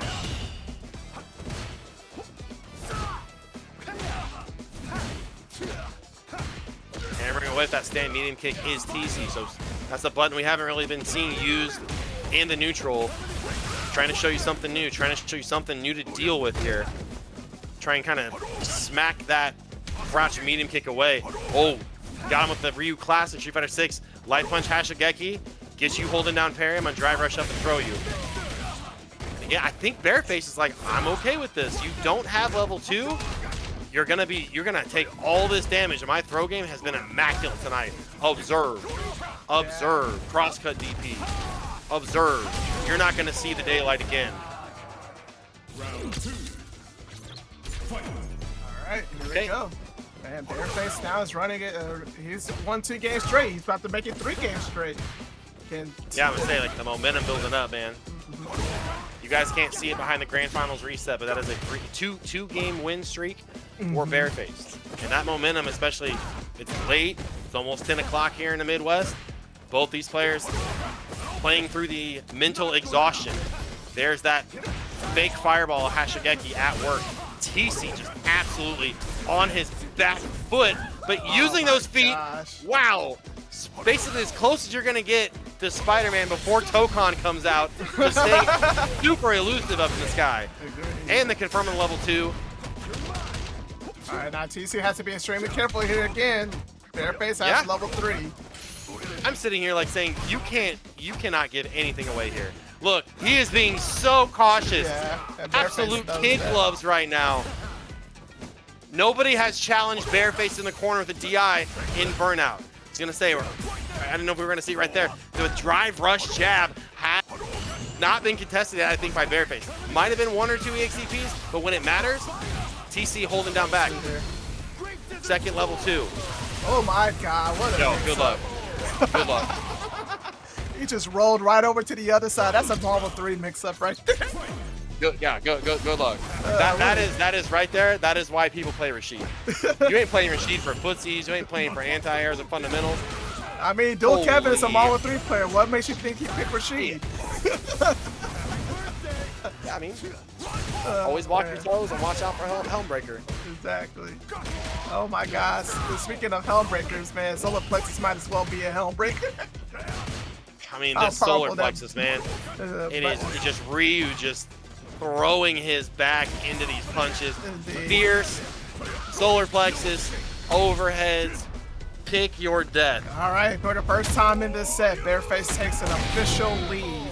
He is on his way into winning his first tournament here in DAP's online Street Fighter 6 event. So, my goodness, BearFace, he's hungry. He was upset that he lost last time. He said he's not making that same mistake. Yeah, BearFace really showing kind of the heart of St. Louis, the new age St. Louis Street Fighter. Looking strong. Even on the drive gauge here, BearFace slight advantage again, man. That donkey kick, the bear kick, as it were. So threatening. Except the EX variety. So, okay, so he got that input earlier. When he turned yellow and I pointed that out, it looked like he did like wake up EX donkey kick. Yeah. Oh, that must be definite button input error for sure. I'm thinking it's fireball. I think it's the EX fireball. That's what. Yeah, no, he turned his back, and Ryu doesn't turn his back during EX fireball. So that EX donkey kick, I think, has happened twice. I see. Gotcha. TeaSea gonna take advantage of it. BearFace got to shake that off. Get back to work here. 1 game up. Look at this sequence here by TeaSea. Literally just brain traps. Slapping and a poking and an elbow in his way, pushing Ryu straight to the corner. But the Solar Plexus again, man. That button is ridiculous. I think both these players are so locked into this whip punish game that a lot they're pressing buttons, and if something whiffs, they're throwing something else out almost immediately. Like, watch that. See? Low forward range. Seen it a million times. Toe tap in. Who will blink first here? Yeah, I was gonna say, there's TeaSea's like kind of change to that spot is using the stand medium kick. he is playing extra cautious. Damn, let that jump rip. Again, like BearFace Fireball, it's like a trick. He's not actually trying to set up. He's not actually trying to set up and zone you to death. He's just reminding you, just politely reminding you, I have a fireball, and by the way, try to jump me, I will DP you every time. Stand light kick, trying to base something out early. TeaSea on a board, 1-1 apiece. It's almost like an auto setting now for both these players. Minus the corner, we're gonna both agree to back up to crouch medium kick space like every single time. Throws have been pretty much unbeaten all night by BearFace. BearFace knows how to shut out those throw loops. I feel like it's very hard to challenge him because Ryu, man, he's scared to do anything against Ryu because of his damage output. Even in modern mode, Ryu does a very good amount of damage. But yeah, it's not like he lost his jab frame kill or can't throw anymore in modern. What if that would be a complete change? Yeah, in modern mode, you just straight up can't throw people in modern. Oh my gosh, nice. What a read. Yeah, good extension. Nice shimmy. I think BearFace is okay to take that. So BearFace tried a couple different things on Wake Up that we haven't really seen this whole tournament. Wake Up throw, Wake Up button. Both times got kind of popped for it, but I think it's important that BearFace shows, you know, a different option. Oh my goodness, I wonder if TeaSea was trying to go for a bait on the DP, but it doesn't go. BearFace didn't do it. Nice drive rush with the overhead, level 2. No. He's trying to save that meter. I like that. Oh no. It's laggy. Seems like it's laggy. Yeah, gentleman's jab right there by BearFace, saying that's not normal. Get back to the game though. Yeah, now I see what you were saying earlier. Hiccups. Oh man, Soul Stealer Fireball. Not only did it hit, it took those 2 bars. Level 3, we might see. Yeah. No, level 4 right here. Stays in front that time. Wow, little bit of a delay. Still has the Fireball, or the Tornado. Might run out. Gets the enhanced mixer. Lost the drive reversal. Good stuff from TeaSea. Yeah, those little nuances, those are going to be kind of the how much you know about the Rashid matchup. All right, now TeaSea's on tournament point here, or tournament game. Excuse me here. 1 game away from winning this whole thing. Nice. First to strike on that low forward. Okay, last time we've taken about 2 throws before it, and that time TeaSea desperate to break out. Still back to the wall here. Needs a parry to even be relevant if he's even gonna get a shot. Both players are burnt out now. Needs a low here. I don't think he's gonna get a chance. That was it right there. A little step back and walk and see and say, are you going to let a super rip? I just want to see. That low forward light kick, eagle spike would have got him out of the corner. Here is the game. This is the neutral. The crouch medium kick spacing. 4 throws here. Oh, okay. Man, again, BearFace, his decision making, so good. The patience and the willingness and not to overextend has been the difference maker between why, you know, he's fighting for grand finals and everybody else is watching from home. Alright, TeaSea finds an opening here with a level 2. Now I wonder what the follow-up is going to be. He's going to try to pay out the... Oh gosh, he made it out the throw. Almost a motionless shimmy, and he's still going to press despite BearFace having 2 bars here and a super. Wow, so brave. And again, that's the St. Louis Classic right there, the wake up crouch medium kick. And that time, TeaSea had just enough patience, just enough hesitation where it didn't work. And he's one round away from tournament point. Nice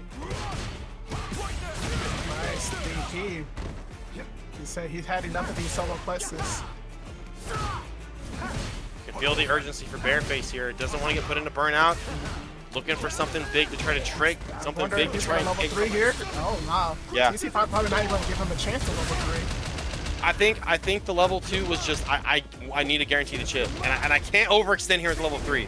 Oh wow, no! What a neutral jump from BearFace. BearFace with the read, yes, indeed. The damage, and the potential opportunity for a burnout here while he sees a fresh set of greens.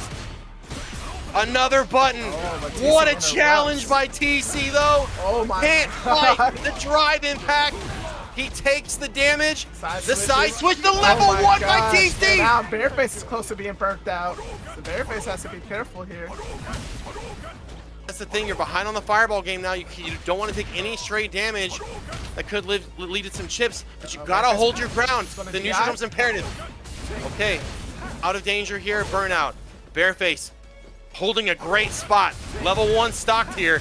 Is he playing this cat and mouse game, looking for that snap super? That is so risky, Dap, right there to charge that fireball up when Ryu's got that level 1 stock. Wow, BearFace just walks out of the range, and TeaSea is now back in burnout again. My goodness. I'm saying about TeaSea was going for the say shimmy, and he 6 might fireballs. actually lose. Yeah. Oh my God. Gosh, the light Yeah. kick. I think he was going for the run slide. Yes, he was. I think he was looking for run slide right there to go to the other side. My Holy goodness. smokes. And we're Such now patience. down to the final game for both players, man. Last game. My Patient there. goodness. Yeah, and like Patient TeaSea face. was going for the shimmy, and you saw that BearFace just walk out, and he's just not going to take the bait. Well, the thing is it's TeaSea's urgency to get the damage in and kind of putting himself at a disadvantage with the drive gauge, and then it's BearFace hard reads and patience. Hard reads and patience right now. Missed the combo, probably internet issue. Picks it up anyways with that light donkey kick. Back to the spacing. We all know it. We've seen it now. Now you say that TeaSea has the life advantage, but we know how hard Ryu hits, and BearFace is just chucking it down now. Oh my gosh, the low forward. You gotta man. kill here. And Okay. he does. Optimal. All right. One round TeaSea again. Went back. away again. Yes. Back again. Oh my gosh. Finds the that was drive huge. rush. Yep. But BearFace wakes up with the low the DP. So Yeah, I mean, he's basically been perfect on those wake-up DP conversions. But wait a minute. Here comes the mix. The next throw is going to be a guarantee level 2 by Rashid. Oh my What god, the was that a hell? setup? It must have been. Oh my goodness, no cinematic. Wow, and he super. only got barely enough. Yeah, not really much Nothing. damage off of it. And the That's slide the one by, oh, that slide. could have Needed level 3 there. Oh my goodness, oh wow, BearFace burns himself out. He feels confident. Oh wow, the interruption on the This is donkey it. kick. Checkmate. Yeah. Can't get it there in time. Congratulations to TeaSea for taking it. The round 3 of Dream and Play's online Street Fighter 6 tournament. Good stuff. I believe TC's from Colorado, if I am correct on that. Let's see here. My goodness gracious. Yo, congratulations to TC. Man.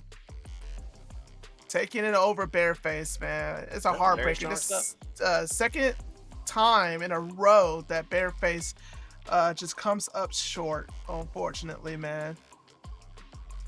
But you guys played out of your mind. Those were some fun sets, man. I truly enjoyed every single round.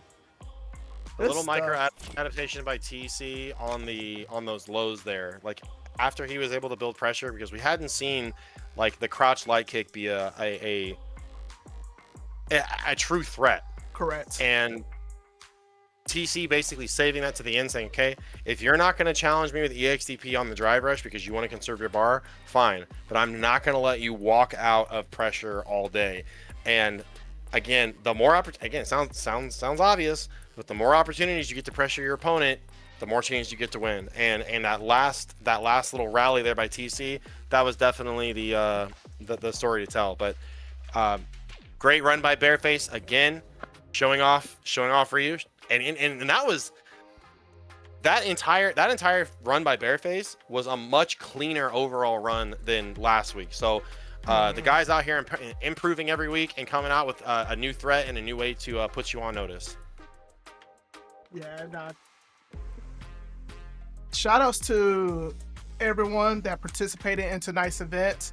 I truly appreciate you guys for joining. You guys have made this a wonderful thing for us. I'm happy to see the amount of support that I've been receiving. Thank you, Robbie, for being on here on the commentary. I truly appreciate it, man. You are Thanks a for brother having me. for life. You know, definitely consider you a brother. Thank you to Quote for also helping running down the bracket. I apologize for the mistakes that I made with managing the bracket. That's why I have quote taking care of it. I need to let him do his job. That's why he volunteered. So again, thank you. Appreciate it. Yeah, please show some love for quote OKC in chat for running the bracket, because that's the job, especially when it's an online bracket. That's a job nobody wants to do. It's always fun to get on commentary. It's always fun to run the stream and see the viewers and read the chat. But the volunteers in the background making sure that those matches get reported and ran in a timely manner, and get reported correctly. Like, there's a lot of responsibility on that. You can't really run a bracket if you don't got a bracket runner. So, special thanks to Quote OKC for donating his time to the night as well. Right. So again, I just want to remind everyone that we will not have a tournament next week. Next week is just a lobby session. Anyone is welcome to join our lobbies. I know we have players from St. Louis, Iowa, Kansas City, of course, Colorado, Nebraska. Basically, everyone from the Midwest is welcome to join. We even have my fellow Georgia players come and join us every now and then as well. I do believe last week we had Campaign, one of the top hockey players out there in the U.S. But he's on Sea Viper now. So if you want to get some experience, and it's open to all sorts of levels, okay? It doesn't matter if you're just starting to play Street Fighter 6, this is your first Street Fighter, and you've only been playing it for maybe 2 or 3 months. We have players from all skill level that are joining these lobbies, so please check it out. Next week, next Monday, same time, 7:30 p.m. And then also we're hosting a 5v5 on December 6th between St. Louis and Kansas City. It's going to be Team St. Louis, I believe, have BearFace, as you guys just saw. Geep Kid is also on that team, Ashura, and No Thank You, and I believe there's one more person I cannot think of right now. On Team Kansas City, I believe we have Riles, Sparkly, MangoMan, Shingo, Ping Warrior, and Kanak. So it's gonna be a fun time. Oh, Bmaine, there we go. Thank you, BearFace, Bmaine. So yeah, it's gonna be a fun time. I think it's gonna be an exciting event. Definitely trying to prove who is going to be the best out here between the two regions. So it's going to be like reviving that rivalry that we had back in the 2000s with Street Fighter 4 and Marvel vs. Capcom 3. So yeah, man. We should be back with Top in the Shop. It's also next week. You got the Infinite Oasis on Saturday. And yeah, Thanksgiving is this Thursday. So yeah, please have a wonderful Thanksgiving. Spend time with your friends and family. Enjoy the turkey. Watch some football. I hope you guys have a wonderful life. That's what this is all about. I know, Robbie, you always say, what's up? What's the one thing that you? Well, no, I was going to sign us off saying, please. Oh, yeah. I mean, people got to think about, what's the worst thing you do when it comes to a fighting game? Dropping combos. Maybe you don't know frame data. Maybe you don't know character matchup. The worst thing you do when it comes to playing fighting games is never pick up a controller. We'll see you guys next time. Have a safe Thanksgiving. All right, guys. Take care. Signing off.